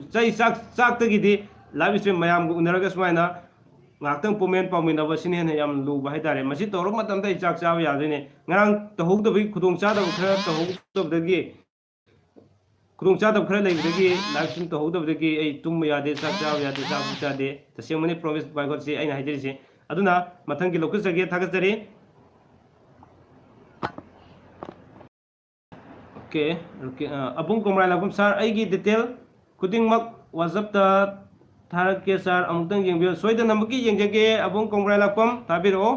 okay Psycho Tube अमका थाबि नुपाना सैटरडे नुपीना मंडे सन सॉरी सॉरी अमका येंहोगे नुपाना संडे नुपीना मंडे यामना फै साइको ट्यूब अदुमा यामना फबु ओय नुमितकी ओइनादि यामना फरे हेले लारे लाखुम हयेंग पखुम हयेंग पखुमसे लाइव ओइना थाबिरक्तोइरो इबुंग ओके हेली आई नुति नुमि खुदिंगी लाइव ओइना दमक मयामना हंबिरक खुदिंगसे नुमिदांग पुंग 8 खुदिंगी काउबिरनो पोथामिनसि खंमिनसि चैनल असिना नुति नुमि खुदिंगी लाइव ओइना मयामना हंबिरक पुसिंगदो आई उंथेंदा आइना मु नैनजेरे हारगा थिगसेरे हारगा मयामदा लाइव ओइना मु हादि आइना हाइगिबिसिंगदो मयामगा मु करी करी वाली हाबिदिसिंगदो सुम खनाबि यानाबगिदमते नुति नुमि खुदिंगी नुमिदांग पुंग 8 लाइव ओइना थमजबनी थागसरी अदुमक मियेंग ताबियो अमदि ममांगदा लेखिबा एपिसोड क्या दसो लाइव स्ट्रीम एपिसोड क्या मा आइगी चैनल सिदम चंबि मतमदा आइगी प्लेलिस्ट चंबियो अदुमक मियेंग ताबो फंबिगनी लाइव स्ट्रीम मकिसु लोइना फंबिगनी थागसरी अदुगा सुचित्रा लौरियाम अमुक लाए ओजा नुपा नुपी राशि चानबसे सनशाइन और मूनशाइन काले मंगरे करमबदा येंगनी यारा येंगनी है बोल माने येंगनी अदुगिसु मतंग मतंग लेको सनशाइन येंगदबा मूनशाइन येंगदबा अनि लोइना इलै चप चाना सिदम येंगनी हाबा लेते तागजरी रोमा मोरांगथेम सार Sunday ngakta pokpase kaidoge madu bom pokairakani hajeninge अफबोइदे यारिबो मखैदे मदु तोबिरुनो हाबिसि थमजगे थागसरी रोमा लन हमदोम हेली केदोरिनो ओके हेली जो आइगी लाइव येंबिरिबने ओके बर्लिन सिंह आइगी मेसेज पाबिद्रे बर्लिन की मेसेज तो हाबिरखिब्रा आई यौरपुरी येंसे मेसेज अगर लौटकदब मेसेज वाली मेसेज अवापसिंग करी करी लेद लोना तानमीनसे मेसेज हांदोकदब वाली थागचरी मथंगी लौटचौगे मैम थाबीरद्रीद गसाई मुतुम इचना हंबिरमे यौरमे ओके ओके यामना हरावे अखोई निथौजम ngakta ngaire aina mutum हाइजरिसे इपाम गिनेको ओके इसागी नमुक इपाम की मुतुम ओइबा इसागी नमुक निथौजम ओइबा सिसु सब मानै आइगी निपागा गदा आइगी निपागी दुगु येंगम चम निपाई दुना मुतुमने आइगी निथौजमने हाइबगे सब मानै ngakpigen आइगी न युम पान्त्रिगांदा आइगी न मुतुमने निपागी निथौजमने हाइबगे सब मानै हुजिन युम पाला मतमगी ओइबगी नि तागजरी ओके रोमा मोरांगथेम सा राशि दी मानदे राशि मानदबदचो राशि मानदबसे मानदबना हेन राशिदि मानदबनेना फै हाबिसि थमजगे अदुगा मानदब तारग चानबा हाइब खरा लई अदु सिंदु करि करि लैगे हदु यंगमिनसि पियाइनो थोक्सोम ना करि हाबिरि सार नुपाना संडे नुपीना सैटरडे से चानब्रो के Sunday Monday Tuesday Wednesday Thursday Friday Saturday क्या अफबोइदे यामना फत्ते दमा हाइजगे पियाइनो थोक्सोम और बिरोय अफबदो सिने सिने हदु खंगमिनहौसि क्या अफबोइदे खाबै ताई अदुगा रोमेश हाइग्रुजम पोकप नुमितसिंगसे ख्वाइदगी अफब नुमितसे करम्बा ओइगे रोमेश हाइग्रुजम अदुदि मागी मागी था दुगी मखा पोले सिमंद पै नुमित खुदिंगी जो अफब जगह लोइन लई मागी मागी काल मित्रु हाइबम लई कोई मतम से करम करम मतम की लई हारिबे मतम सिंगसिगी मतुंग इना थागी लई थाबान लई अदुगी मतुंग इना लोइनमक लई सिना नुपागिसो नुपिगिसो कमन ओइना सि लई हाबिदु लोइना लई अदुदि कोइना मतम मतम थादगी मतुंग इना जिंगजगदबनी थागचरी सुचित्रा लोरियाम थैंक्स ओजा 4 times the message reply तौरपगी ओके वरो बिरोय कोई हंजन हंजन ओरसो एक लोग चगनी थागचरी ओके व्हाट्सएप तो मेसेज याम लाखरे याम कई लमदगी नो हाबी औरी आई हेरोक्तगिने हजिक सुम यंबिरि बोदे हाजरके आई कनोदा नोटिफिकेशन थोरकपगिनी थागचरी हजि मथंगी लौगसगे हाइक्रुजम नाउतोंबा ना सुमना हाबिरि येक सलाइदा ओंतो ओनसिन तौखिबा लेरिसे कमाइना खंगनी यामबा एपिसोड ओके कमाइना खंगनी येक सलाइदा ओंतो ओनसिन तौबसे मागी तोंगान लिस्ट अमा लई अदु करिगिनो हाबिदि अदुगी तोंगान एपिसोड अमा सै कोइ थमजरखिगनी खैसितंग मयाम गाइमिनसि थागचरी हाइक्रुजम नाउतोंबा अदुगा के रोमेश हाइग्रुजम पोकप नुमित हाइदि चयोलगी हाइजबने पोकप नुमित हाइदि चयोलगी हाइजबने ओके अदु आई खंजे आइना हाइजबना नुमितुदो नोमाइजिंग पोसो कोइना मैतेगी थबानम लेरि सजुबु कालेन लेरिसि अदुगी मतुंग इना सि नुमिसिनेना सि थासेदे सिनेना फै हाबदु लei हना आइना हाइजबने हाइबदि खुदम ओइना होजिक मेरा थासिगी ओइना चानाबा करी करी नुमितने हेना चानाबा लei करम पुंगफमने हेना चानाबा लei सिसु लei हाइजबने आइना हाइजबदि ओके थागचरी अदुगा माइबम अभिजित ओजा मिथुनगा दनुगा से चानाब्रो नुपाना करमनो नुपीना करमनो हाइदो हाइबिरो माइबम अजित अदुगा अबेमा निंगोम नुपासु नुपीसु पोइनु दा ngakta पोइनु दा ngakta पोए अदु अमुक्ता हाइबिरो पोइनु ना ngakta पोकपगी से तुदुना अकाइबबुदि ओइदे अदुगा मागी राशिफोल अनिदो करम राशिफोल अमु येंगा राशिफोल अनिदुगी मतुंग इना अमुक अदुगी नोइनीगी पोकपा नुमित अदु सिंगनु पुन्ना येंगे हारगा अदुगी फोल अमा लेगदबने हाइजनिंगी अदुमदि अदुगी येंगमिनसि अदुमक हाइबिरो अबे मनिंगोम थागचरी मथंगी लोक चौगे थानिल खुमुजामना सुमना हाइबिरि थानिलना ओजा लेबो कोकपगा इराइगा चानाब्रो हाइबने अदु सिदा लेबो कोकपसि नुपागी करमनो नुपीगी करमनो खंगद्रमनिना अदुमसु हाइबिरो हाइबसे थमजगे नुपागी न करमनो अदु इब करगमा हाबे हाइजो होगे सिदा लेबो कोकपगा इराइगा हाइबने नुपाना लेबो कोकप ओरगदि लेबो कोकप जुमसे सोंजिन इराइ हाइबने नुपाना लेबो कोकप ओरगदि यामना फै अदुगा नुपीना लेबो कोकप ओरगदि इराइ थांजे नवाइन तुगा लेबो कोकप क्या अफबोइदे हाइबिसम थमजगे थानिल अदुगा मेसेज अमा लाखरे बर्लिन सिंह साक चारमबदे सखोम मखा ताना हुक्प ngamdre याम इंटरेस्टिंग ओय ओजागी लाइव से याम कानाबो वाफम ngakde ओके आइसु चाजद्रि लाइव स्ट्रीम लोरगा बर्लिन इनाउ बर्लिन लोइना चामिनसे कोलोइन चामिनसे अदुगा जम लामगदि येंना चाबियो अदुगा थबक अनि तौबदि खितंग मुन कोइगी अटेंशन आदि लिसनिंग की कनो से यामना वाटपने अदुगा आइगी चैनल सेदा आई माइक्रोफोन अमा ऑनलाइन दे तपजरगा वीडियो अमा थाब नंजरमे अदुगा आइना कोइगी कनो से उसी खरे याम लेबा हाइदारे उसी न लोइ चिगथत पिरमना माइक्रोफोन यावदना तौबने मयामना साउंड से ताब खरा नुवाइद्रगसो आइसे पोकेट खरा कन्न जुम हाइजरबने मयाम खरा पेनना भाइदना अदुना अमगा सेंगिनबदि होनजरी आइगी ओइनो हाइना तमगी भाइदारे अदुगी पोतमा ओला वीडियो अमखक आइना सेम नंजे होवे अदु हाबगा अदुगा मखा दाबदि उसी न चिगथत पिरमना नंगौद्रे अदुगा मतम आई लाइव स्ट्रीमर की रेकॉर्डर अमा लेरी रेकॉर्डर आई कैमरा ले कैमरा लेजे वीडियो कैमरा अदुगा तौरगा जी लाइव स्ट्रीमर रेकॉर्डर अदु यावरगदी मयामना कोई लाइव सेंग सेंग नम सुमाइना कैमरा दे तौर नंब यागदवा अदुगी केनो तो सही मतंग चांद सेन नबगी होना जगेना खंजबने हजिक अथुबद पाइजगे खंजबने अदो हयेंग सिट नोंगिनि सिदा एगी मैटरनिटी की ऑपरेशन तौगदम लेबना आई दोमना खितंग अइना माइ ओनसिनजदबने पुनम ओरसो आई मयामगी फनब नुगाइनब दम ओगे किगनी गाइमिनसी मयामगी सपोर्ट तुने इन गाइजरिदी सनसम मणि कुमार मो हाइबिरई नुपाना कैना नुपीना सिन्हा असिबु पक्नब्रो सर हाइबने नुपाना कैना नुपीना सिन्हा पक्नब पक्नदबसे अमदि लेबिरमगनी अदुबो हयेंगी सुंगैगी मतम लाइव स्ट्रीम दा आई पाखुम पिजरके आई रेकॉर्ड तौदना थमजहोगे सुमाइना ओके सनसम मणि कुमार हाइबने नुपाना सनसम मणि कुमार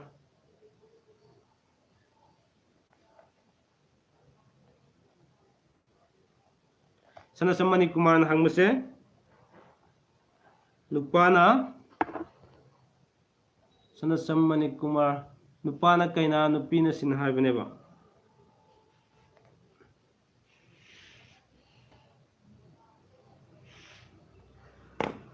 ओके सनसम इनाउ मणि कुमार हयेंगे सुंगैगी लाइव स्ट्रीम मतमदा आई पाखुम पिजरके अदुगा मथंगदा अबेमा निंगोम थागतचरी थैंक यू अबेमा मैम थागत वाइसिने नंगाइजरीदी याम नुगाइजे इंगोना थौना हापीबनी माइबम अभिजित ओजा नुपाना मिथुन अदुगा नुपीना दानु ने ओके आई को तौजोगी को इनाउ अभिजित अदुगा हयेंग पिजरके 18 दा अभिजित माइबम अभिजित को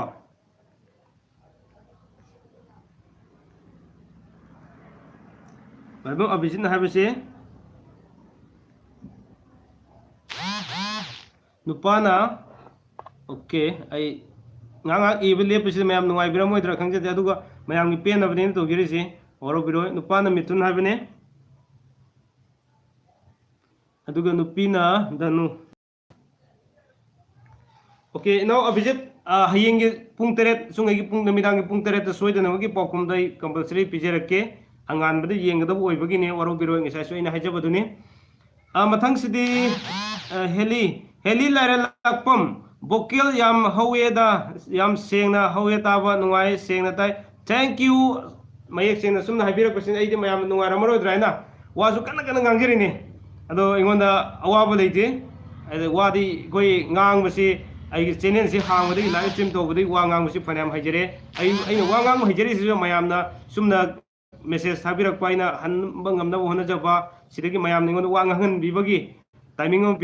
पिबी बसने याम नुवाइजरे सिना सो मरम ओरगा वांगांग सुदम करकरा आई याम नुवाइजरे हईब हेनगल एहन इसाना लौजरीने मयाम नदी याम पक्ते गाना खनबिरम गदर खंगदे thank you okay Bimol Meitei sorry अमा अबे अमा थोकसोम कका नुपी याइमा नुपाना अहन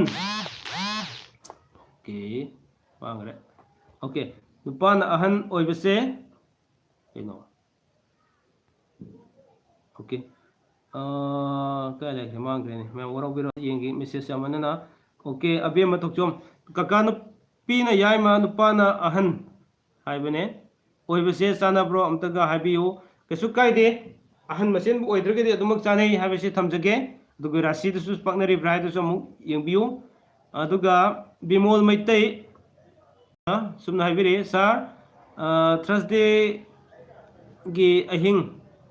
अहिंग पुंग अनिगा मिनिट 35 दा ai मांगरे ने पोकपा सि करी नुमित लौगदगे असि पुंग बारो लान खरगदि से होजि की मतम सिंग असि से ngasi के नुमिनो और संडे ओके संडे ngasi की संडे से औरन ngasi हां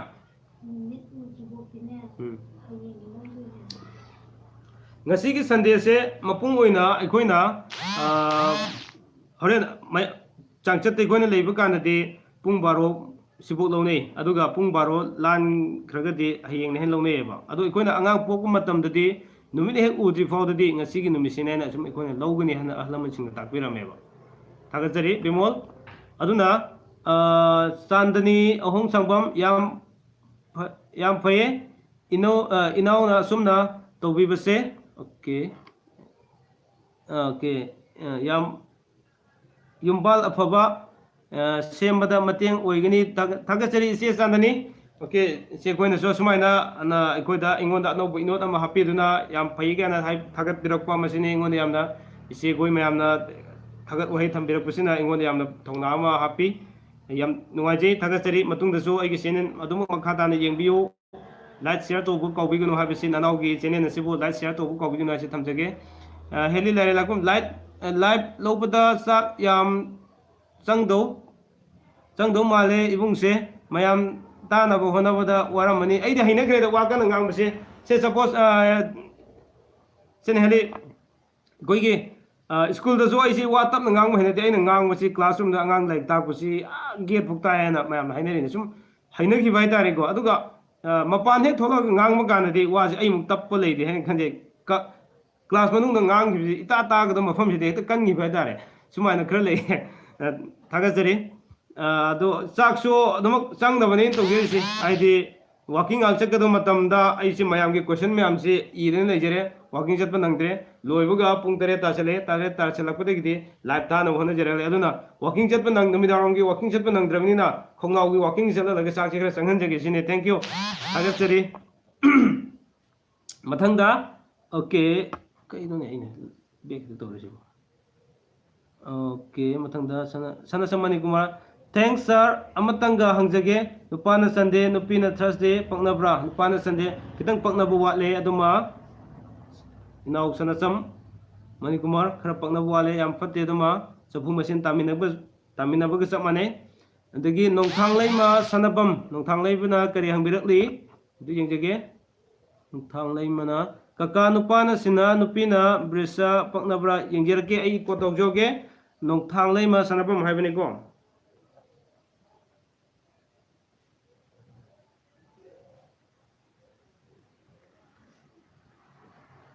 nongthang lai ma sanabam mingyam sangani na iba khru kuin changle okay chiki haibirak pado ka lekra nupa na sinha nupi na brese sana ga do male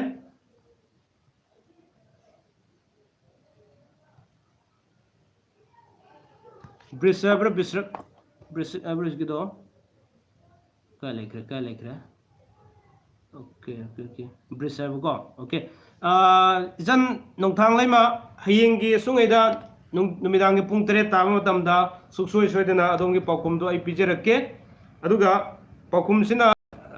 hena mapung phaba nungaiba ama oibiyo habisi so thamjage hayenggi live su yengminasi thoksom sapana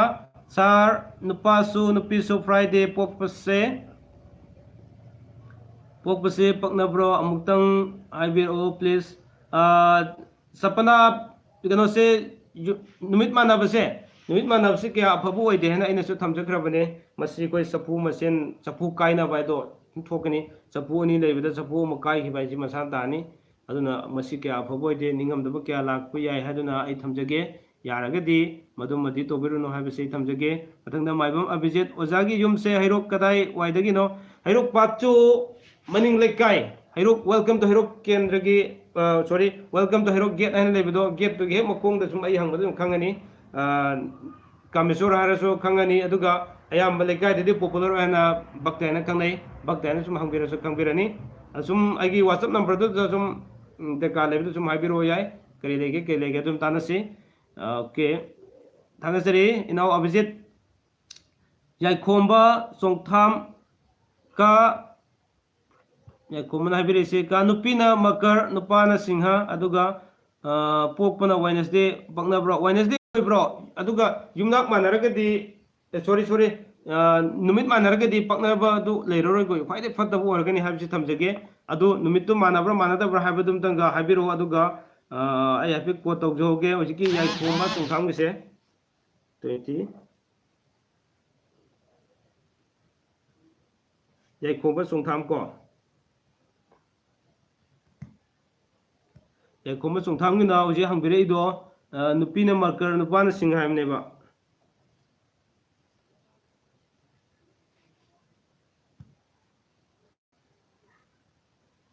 sigi sisu ai heng gerage duga soide namaki ai nangagadi masigi Yumbalon Lamjingi episode Uji Ainam Nonini Lep River episode so I Adamak Sigi Rasi Sweden Pajer came I Rasiki Pai the Sina Rasiki Wang Jam Lae Lagatari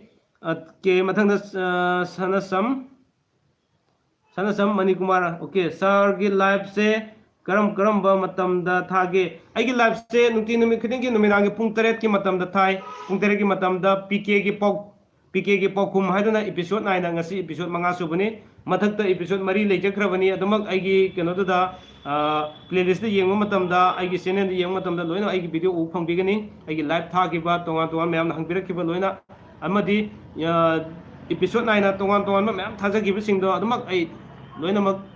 mayam na khudon tamjakrabani aduga live ki oinadi nungti numit khudingi numidangi pung 8 habisi kawbiragano aduga aina live suksoi soidana sum थारकु मतम से नुंथिंगी मतम दा नुमिनाराम दगी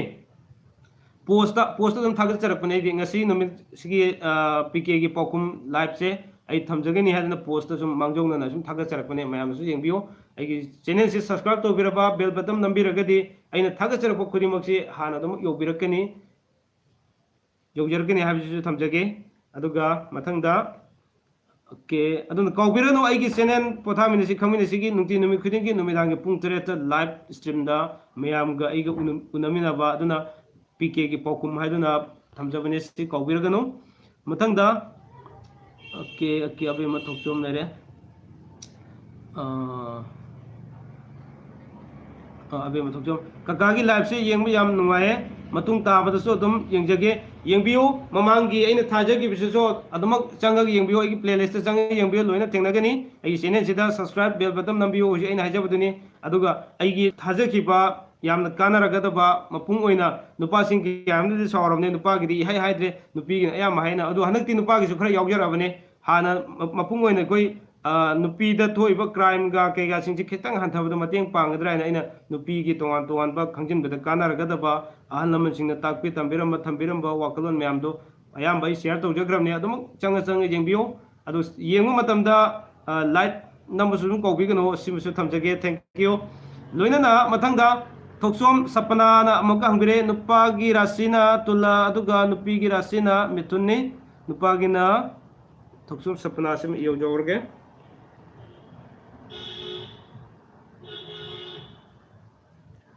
thoksom sapana habni ko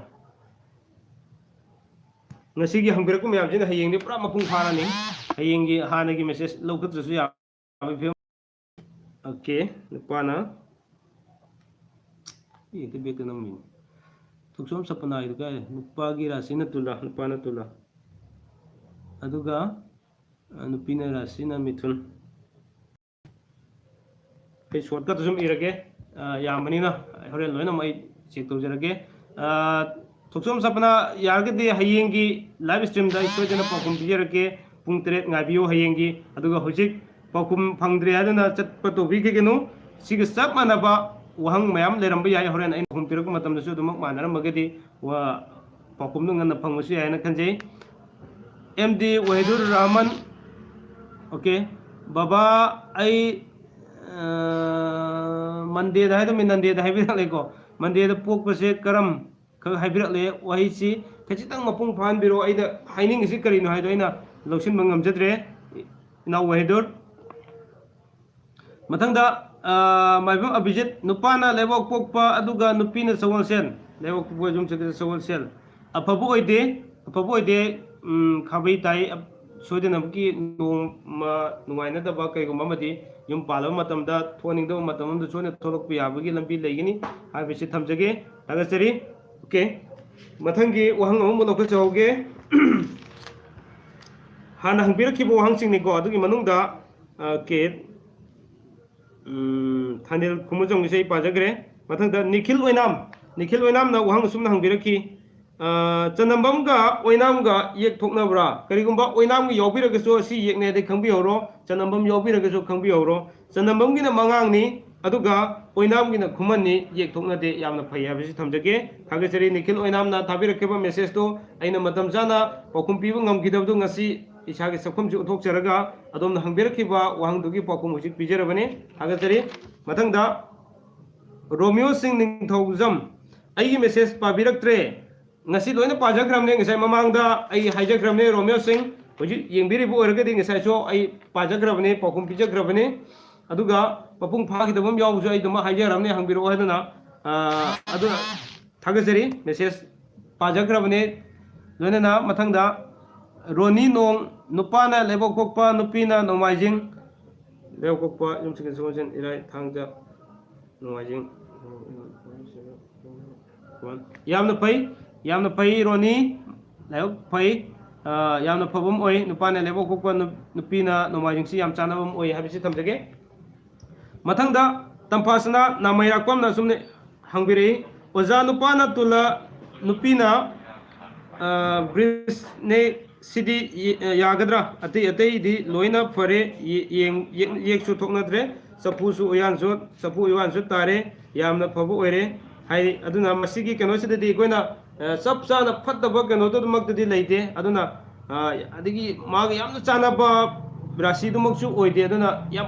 phattaba haibisidi ka hena leite apabade medium da haib tare maya de lei maga sab chana na leibidumakti adu su yaudaba aduga yamna chanadaba adusu yaudaba haitare aduna mayai da zum leigini ka hena phattaba haibdu leiroi habise sen tambasana namarapam da thamjage thagajari mathangda revita blogger ngasi ju thengnare revita thagajari oja ngamkhai leitana aigi aningba apamba adumak khangna habirakpagi damak ojagi tumgi punsida maipakwa khak obiu asumna thagat wahai thambirakpa ingonda blessing to birakpa wish pibirakpa masini ai koina tawjuru bokhragi sijo hena maipa ena khanjeri si yam nungai jai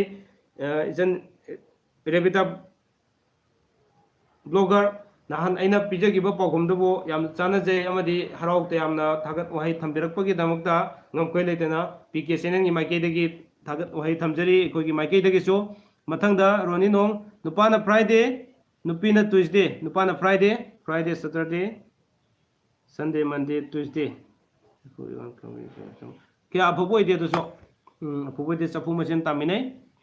Roni okram johen ba Mars na nupi me na nupa sana ba amta habiro yaragadi koigi maitei gi kano da habiro maitei gi thasing haija batari ko sajibu kalen hane deri se sumaina sida habiro aduga ai yengjerke dan mathangda ibomsa thaja kaka nupagi yumnak na thokchom nupigi na oinam anisi yek thokna bra amte yengbiro adu chu ai ko tawjarage ibomsa thaja Ini thokchom moirang nate thokchom moirang di moirang selain ke ibomsa thaja gi dom tagi yengje hoki ko nupagi yumnak na thokchom ji horen hairakku su ai yengbiyo adagi nupigi na oinam haiba ko animak su yorok bi ai horen gi aina pathojar ko matam Roni Nong na nupi su nupa su rasi dhanu ngaktani adudi yamna phai rasi manabdi phai ena ning sa su haijakibduni Roni Nong rasi gi onadi phai aduga pakna dabam yaro su kaino mudi jum legini loina pakna buduni koi faridi jaikomba songtham kaka aigi do Wednesday ngaktani numit manabase yamna phatabam oi habisu thamjage thagachari mathangi lokujage okay amarjit loitong na sumna hangbirei tungda kaino mayam thelido okay aina yumalo lamjingi episode da ka amadai base theseraga base background na base thekibdo adugi wangduni hangbirakibase aikoi na amarjit loitong na base ne base singdo aina function khara yaugyorobagi sum dice ta famjaro mayam na nusibiduna aina function amani yaugyorobagi adagi adugumba adun thepirake base memory on thamjabani aduga ai background sum thamjabani habjabani adune ngasi sengdukchaningi thi tagasari mathangda okay yaikomba songtham kaka aigi do Wednesday ngak tane kano manabase numit manabase si afabo ide haiba yaikomba numit manabase apoide aduna mathangi lokujage tagasari psychotip ngai thabirakibdune psychotip oju laibiribra adongi message ai lokujrage ningthokaba nomaijing ꯄꯛꯅꯕ꯭ꯔꯥ ꯍꯥꯏꯕꯅꯤ ꯅꯤꯡꯊꯧꯀꯥꯕꯒ ꯅꯣꯡꯃꯥꯏꯖꯤꯡꯒ ꯄꯛꯅꯕ꯭ꯔꯥ ꯍꯥꯏꯕꯅꯤ ꯑꯁꯤꯁꯨ ꯅꯨꯄꯥꯒꯤ ꯀꯔꯝꯕꯅꯣ ꯅꯨꯄꯤꯒꯤ ꯀꯔꯝꯕꯅꯣ ꯍꯥꯏꯕꯗꯣ ꯍꯥꯏꯕꯤꯔꯛꯑꯣ ꯀꯔꯤꯒꯨꯝꯕ ꯅꯣꯡꯃꯥꯏꯖꯤꯡꯅ ꯅꯨꯄꯥꯒꯤ ꯑꯣꯏꯔꯒꯗꯤ ꯌꯥꯝꯅ ꯐꯩ ꯑꯗꯨꯒ ꯅꯨꯄꯤꯅ ꯅꯨꯄꯤꯅ ꯅꯣꯡꯃꯥꯏꯖꯤꯡ ꯑꯣꯏꯔꯒꯗꯤ ꯑꯐꯕ ꯑꯣꯏꯗꯦ ꯍꯥꯏꯕꯁꯤ ꯊꯝꯖꯒꯦ ꯊꯥꯒꯠꯆꯔꯤ ꯁꯥꯏꯀꯣꯇꯤꯞ ꯃꯊꯪꯗ ꯉꯥꯉꯣꯝ ꯃꯦꯔꯤꯅ ꯕꯦꯛꯒ꯭ꯔꯥꯎꯟ ꯃ꯭ꯌꯨꯖꯤꯛꯁꯦ ꯈꯔ ꯀꯟꯃꯜꯂꯤ ꯑꯁꯤ ꯑꯩꯅ ꯃꯃꯥꯡꯗ ꯊꯥꯒꯠꯆꯈꯤꯕ ꯑꯉꯟꯕ ꯃꯇꯝꯒꯤ ꯚꯤꯗꯤꯑꯣꯗꯨꯅꯤ ꯑꯩꯈꯣꯏꯒꯤ ꯑꯩ 1 2 3 ꯃꯁꯤꯡꯁꯤꯡꯁꯤꯗ ꯎꯆꯦꯛꯀꯨꯝꯕ ꯀꯩꯒꯨꯝꯕ ꯑꯣꯜꯍꯟꯕꯒꯤ ꯀꯔꯝꯍꯥꯏꯅ ꯑꯣꯟꯒꯅꯤ ꯍꯥꯏꯕꯗꯤ ꯑꯉꯥꯡꯁꯤꯡꯅ ꯈꯪꯕ ꯌꯥꯕ ꯚꯤꯗꯤꯑꯣ ꯑꯃ ꯊꯥꯒꯠꯆꯈꯤꯕꯅꯤ ꯍꯥꯏꯔꯤꯕ ꯚꯤꯗꯤꯑꯣꯗꯣ ꯃ꯭ꯌꯨꯖꯤꯛ ꯕꯦꯛꯒ꯭ꯔꯥꯎꯟꯗ ꯈꯔ ꯀꯟꯈꯤꯕ ꯑꯗꯨꯒꯤ ꯁꯖꯦꯁꯟ ꯄꯤꯕꯤꯔꯛꯄꯅꯤ ꯊꯥꯒꯠꯆꯔꯤ ꯉꯥꯉꯣꯝ ꯃꯦꯔꯤꯅ ꯑꯐꯕ ꯁꯖꯦꯁꯟ ꯑꯩꯉꯣꯟꯗ ꯄꯥꯎꯇꯥꯛ ꯄꯤꯕꯤꯔꯛꯇꯨꯅ ꯍꯥꯏꯕꯗꯤ ꯁꯣꯏꯈꯤꯕ ꯀꯌꯥꯗꯣ ꯆꯨꯝꯊꯣꯛꯅꯕꯒꯤ ꯂꯝꯕꯦꯟ ꯑꯃ ꯊꯝꯕꯤꯔꯛꯄ ꯊꯥꯒꯠꯆꯔꯤ ꯉꯥꯉꯣꯝ ꯃꯦꯔꯤꯕꯨ ꯃꯊꯪꯒꯤ ꯀꯩꯅꯣ ꯂꯧꯈꯠꯆꯒꯦ ꯑꯣꯀꯦ ꯅꯨꯄꯤꯁꯨ ꯅꯨꯄꯥꯁꯨ ꯃꯦꯁꯦꯖ ꯌꯥꯝ ꯂꯩꯔꯝꯃꯤ ꯉꯥꯛꯇꯪ ꯉꯥꯡꯉꯤꯉꯩꯗ ꯏꯕꯣꯝꯁꯨ ꯀꯀꯥ ꯅꯨꯄꯥꯒꯤ ꯌꯨꯝꯅꯥꯛ ꯊꯣꯛꯁꯨ ꯑꯩꯈꯣꯏꯅ ꯁꯤꯝ ꯌꯦꯡꯈ꯭ꯔꯦ ꯅꯨꯄꯤꯁꯨ ꯅꯨꯄꯥꯁꯨ ꯔꯥꯁꯤꯗꯪ ꯑꯗꯨꯁꯨ ꯍꯥꯏꯖꯈ꯭ꯔꯦ ꯑꯣꯀꯦ ꯑꯗꯨꯒ ꯀꯀꯥ ꯑꯩꯒꯤꯗ ꯑꯣꯏꯅ ꯁꯤ ꯍꯥꯏꯖꯈ꯭ꯔꯦ ꯑꯣꯏꯅꯥꯝ ꯌꯣꯍꯦꯟꯕ ꯅꯨꯄꯤꯅ ꯂꯝꯇꯥ ꯅꯨꯄꯥꯅ ꯀꯥꯂꯦꯟ ꯅꯨꯄꯤꯅ ꯂꯝꯇꯥ ꯅꯨꯄꯥꯅ ꯀꯥꯂꯦꯟ ꯑꯗꯨꯒ ꯔꯥꯁꯤꯗꯨꯁꯨ ꯍꯥꯏꯕꯤꯔꯛꯄ ꯑꯗꯨꯁꯨ ꯑꯩ ꯏꯖꯍꯧꯒꯦ ꯑꯗꯨꯒ ꯊꯥꯗꯨꯒꯤ ꯑꯣꯏꯅꯗꯤ ꯈꯔ ꯑꯐꯕ ꯂꯩ ꯑꯗꯨꯒ ꯑꯗꯨꯒꯤ ꯊꯥꯗꯨ ꯂꯩꯔꯒꯗꯤ ꯀꯔꯤ ꯅꯨꯃꯤꯠꯇ ꯄꯣꯛꯑꯦ ꯍꯥꯏꯕꯁꯨ ꯑꯩꯈꯣꯏ ꯈꯪꯗꯕ ꯌꯥꯔꯣꯏ ꯏꯅꯥꯎ ꯌꯣꯍꯦꯟꯕ ꯑꯣꯀꯦ ꯔꯣꯅꯤ ꯅꯣꯡ ꯑꯃꯠꯇꯒ ꯍꯪꯕꯤꯌꯨꯅꯦ ꯌꯥꯏꯅꯦ ꯅꯨꯄꯥꯒꯤ나 ꯕ꯭ꯔꯦꯁꯂꯦꯠ ꯅꯨꯄꯤꯒꯤꯅ ꯃꯤꯟꯅ ꯑꯅꯤꯁꯦ ꯑꯃꯨꯛꯇ ओके रोनी नोंग से इजे की बुरंग से हम की इजोगे 23 दा रोनी नोंग की से नुपा की ना रोनी नोंग ओके नुपा की ना ब्रेसलेट नुपी की ना मिना है को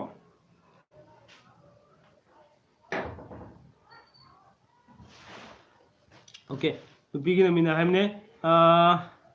चंद्रोनी सिगी पाउखुम से हयेंगी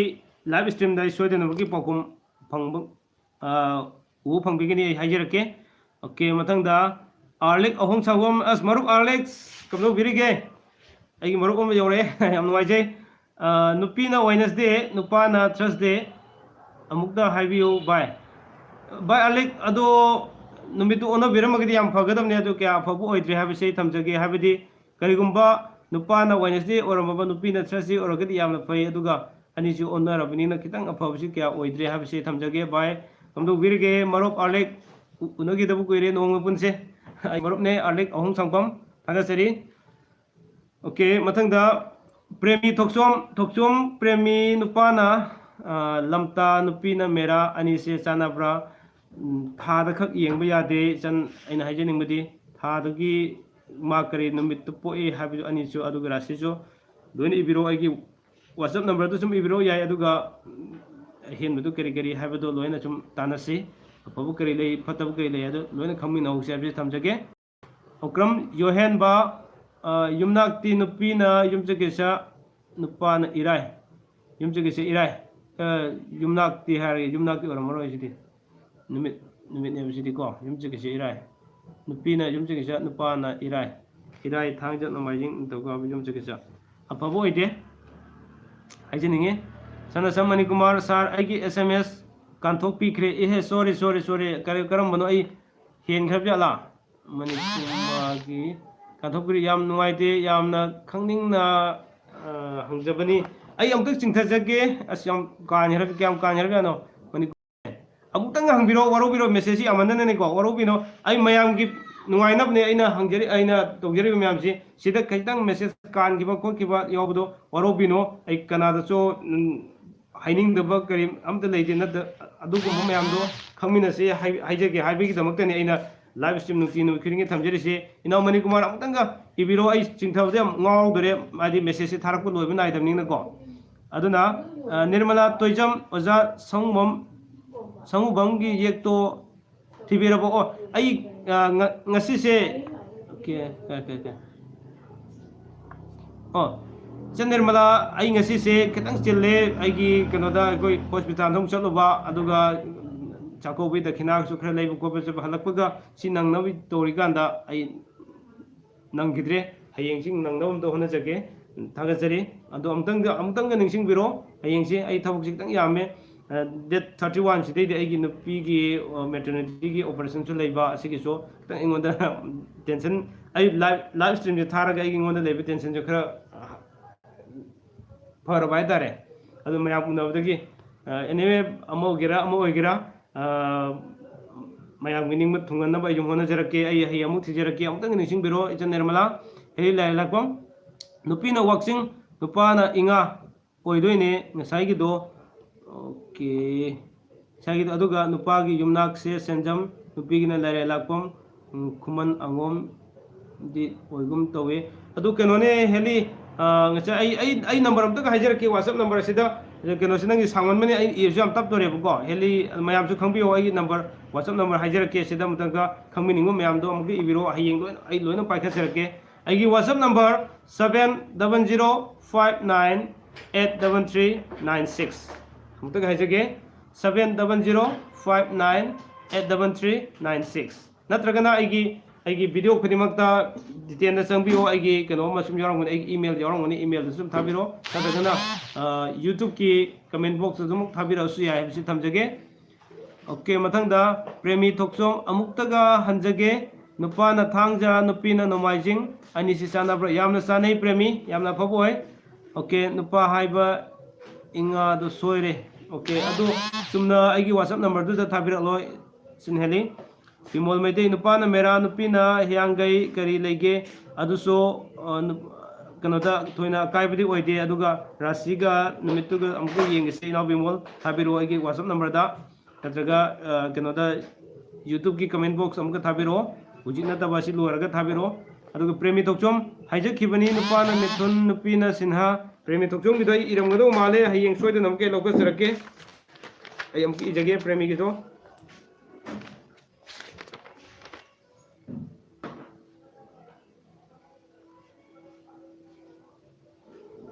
Premi thoksom habini ko premi thoksom gi do nupana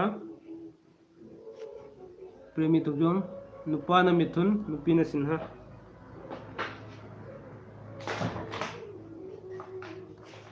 hayeng pakum ai haijarake waro biroi premi aduga sana samani kumar sar nupana sunday nupina thursday pakna de fatte haibirise sandokna khara haibiradi yam numaigani haibini ai haijarake okay nupana Sunday Thursday Sunday Monday Tuesday Wednesday Thursday kun nupadi horga nupagi numit sidi koi thi doi ne chapu ewan khabai se ka baina koi thi gane ba nupagi numit se wi haibi bedo nupana Sunday Monday Tuesday Wednesday Thursday lak doi ne chapu ewan khabai se ga amku chapu lak doi ne chapu masin taminam se fatte habine inau mani kumar sine aina haijening badi hema sanap sam kaka hingsabaga tabase afaba oibra amukta haibiru hingsabaga adusu ai haijarake hayenge kanada ai ihoge tumnoge che ha okay ai ju haijarage hingsabaga tabase yam usina dabama amana ngang ba thoina dabama leigini habisi thamjage madagi mathangda nanau kambam nipana Tuesday nupina Monday paknabra adu kya phabo ide habisi thamjage adagi premi thokjom thank you thagasari premi makadana yengbi ko aduga like share su tobu ko biganu ahenba ayujik lokusarake ngasidi mayam gi keno si yam lokut panangdri mayam na message thabirak pana henbana ai loino asi hana hujik thabirak ko mayam sin hena luna lojaraga pijabane masigi dong hana message thabi khiba ngaidon leibiri bising so warobino mayam gi pen amne to jerisi message kunima ai loina loku sarake habisini aina thamdane gi mathangda ke kay yogre psychotic yogre ngango meri yogre adigi live thari kanda yenghogdaba nungaite haiduna mutum isan namuka thabire yaribu mokhaidi ai pung tare taba matam da habisi sum jeng biro habisi thamjage isan nupa na Thursday aduga nupi na Sunday di yaba nupa da gido chidoi na tro nupa na Thursday Friday Saturday Sunday okay Sunday taba natraga Friday taba yengbiyo haibani thagatsari okay mathangi lokazarake inaucha laisram na aikhoidi ahal oirabanina amada kanararoi aina hainingbadi ahan oibiragaso ikha taba icha isu singda takpi tambiyo ai khang leingdi kanaroi habisi thamjage aduna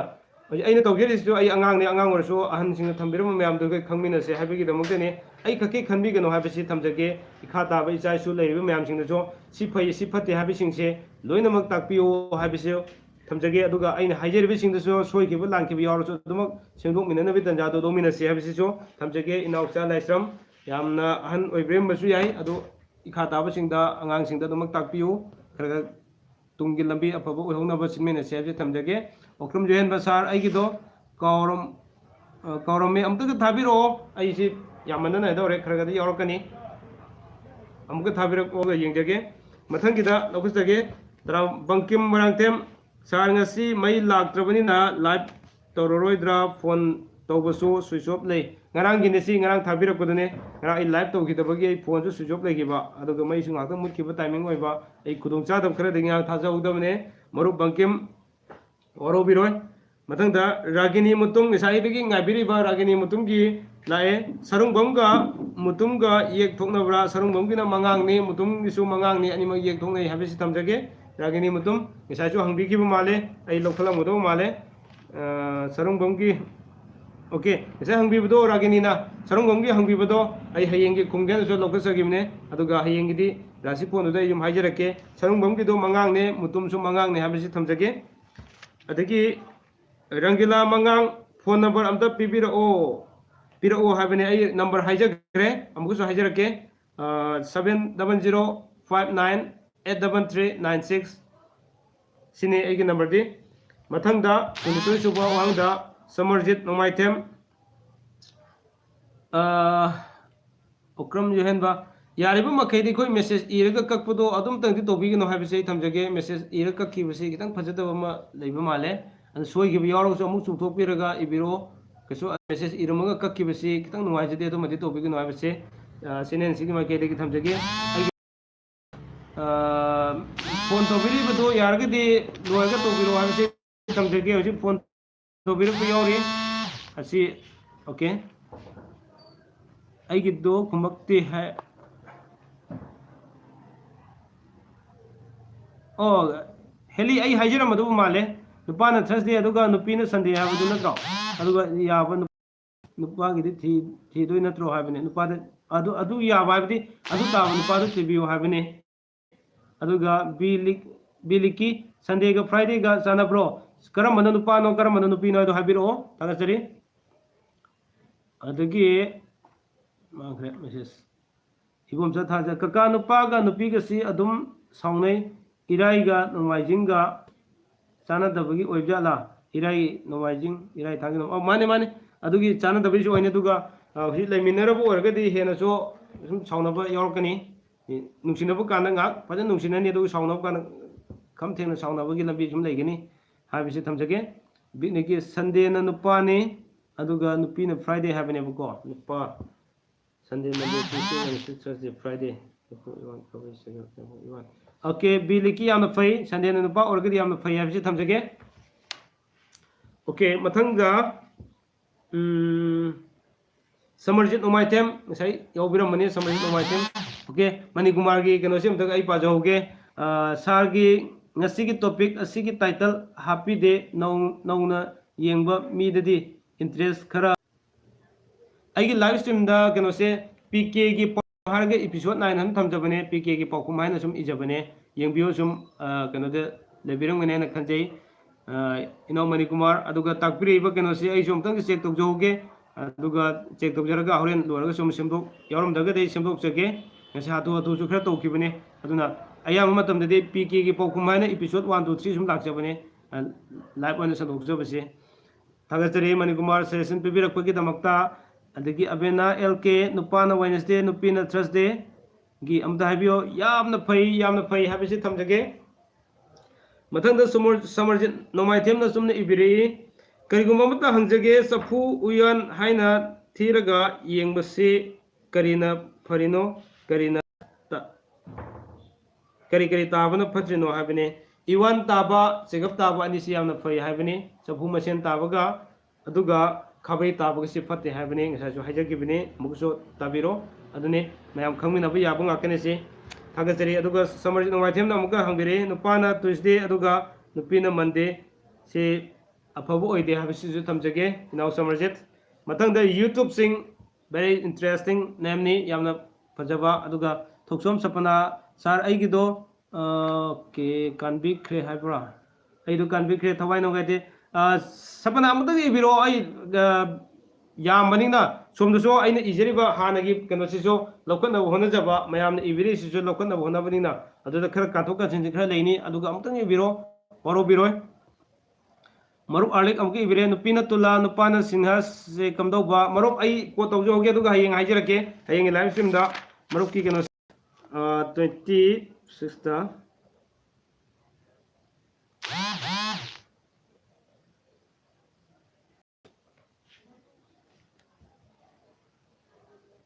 मरुप Archie दो अब येंगे नुपीना तुला नुपाना सिंह हाबने मरुप हुजिक नुमिदांग सिदा येंबा यादबनिना आई हयेंग अंगानबदा फजना येंगजेरे हरगा अदुगा नुमिदांगी पाउखुमदा आई दुमुक पिजरके पीके live stream पीके की पाउखुम हयेंगी तरुक सुबु एपिसोडता ngasi hangbireiba mayam singgi पाउखुमसे सोदनो के पिजरके मरुप वरोबिरोय heli लाराकुम मपोक नुमित थांगनाबसे याम खनगले हाइसे चुम्ब्रो थोदोंना लेते अदुगी थोदोंना लेते खनगनबगी थोदोंना लेते खनगलेदि अमा कानबदुने हाबिसि थमजगे सनसम मणिकुमार थागचरी सार ngasiगidi खंगनिंगबा लोरे हयेंग अमो पुंग तरेता ngaijरमगे good night sir okay good night तुम्बिरो अदुगा याम नुंगाइबा पाउखुम खरदि लेरी ngатang ताबिरसु याय है हाइदुना थमजगे मणिकुमार अदुगा तुम्बिनिंगगसो इसागी अपामदो तोबियो कसु कायजदे आई मखागे लौकचरके याम नुंगाइबा ममिंग सिदि येंबिरो यूट्यूब सिंग हाइबने यूट्यूब सिंग याम नुंगाइबा यामना फजबा मिंगने ओके नुपाना सैटरडे अदुगा नुपीना मंडे दी नुपाना सैटरडे नुपीना मंडे सैटरडे संडे अफबोइदे हाबजी थमजगे अदुगा नुसिजरबा व्यूअर्स सिंग आई सिगी कनोसि लौकचब रोइगे बैटरी सि खितंग लो ओइरे ngasi आई चार्ज तोबुजु नंग जहौदबने अदुना मखा ताबसे हयेंग अमुक उनबगी तंजादो लोमिनसे ngasi gi दमुक्तदि एगी लाइव स्ट्रीम दा पीके की पाउखुम मंगा सुबु एपिसोड असि मियेंग ताबिखिबा मदि मेसेज थाबिरखिबा खुदिमक आई ngमखैलेतेन थागसरी पीके चैनल की माइकेदगी अदुगा अइना शेयर तौबदि आइगी मी खरा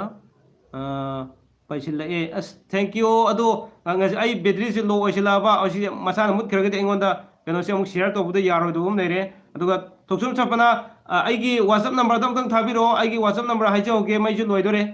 70083396 अमुतंग हाइजगे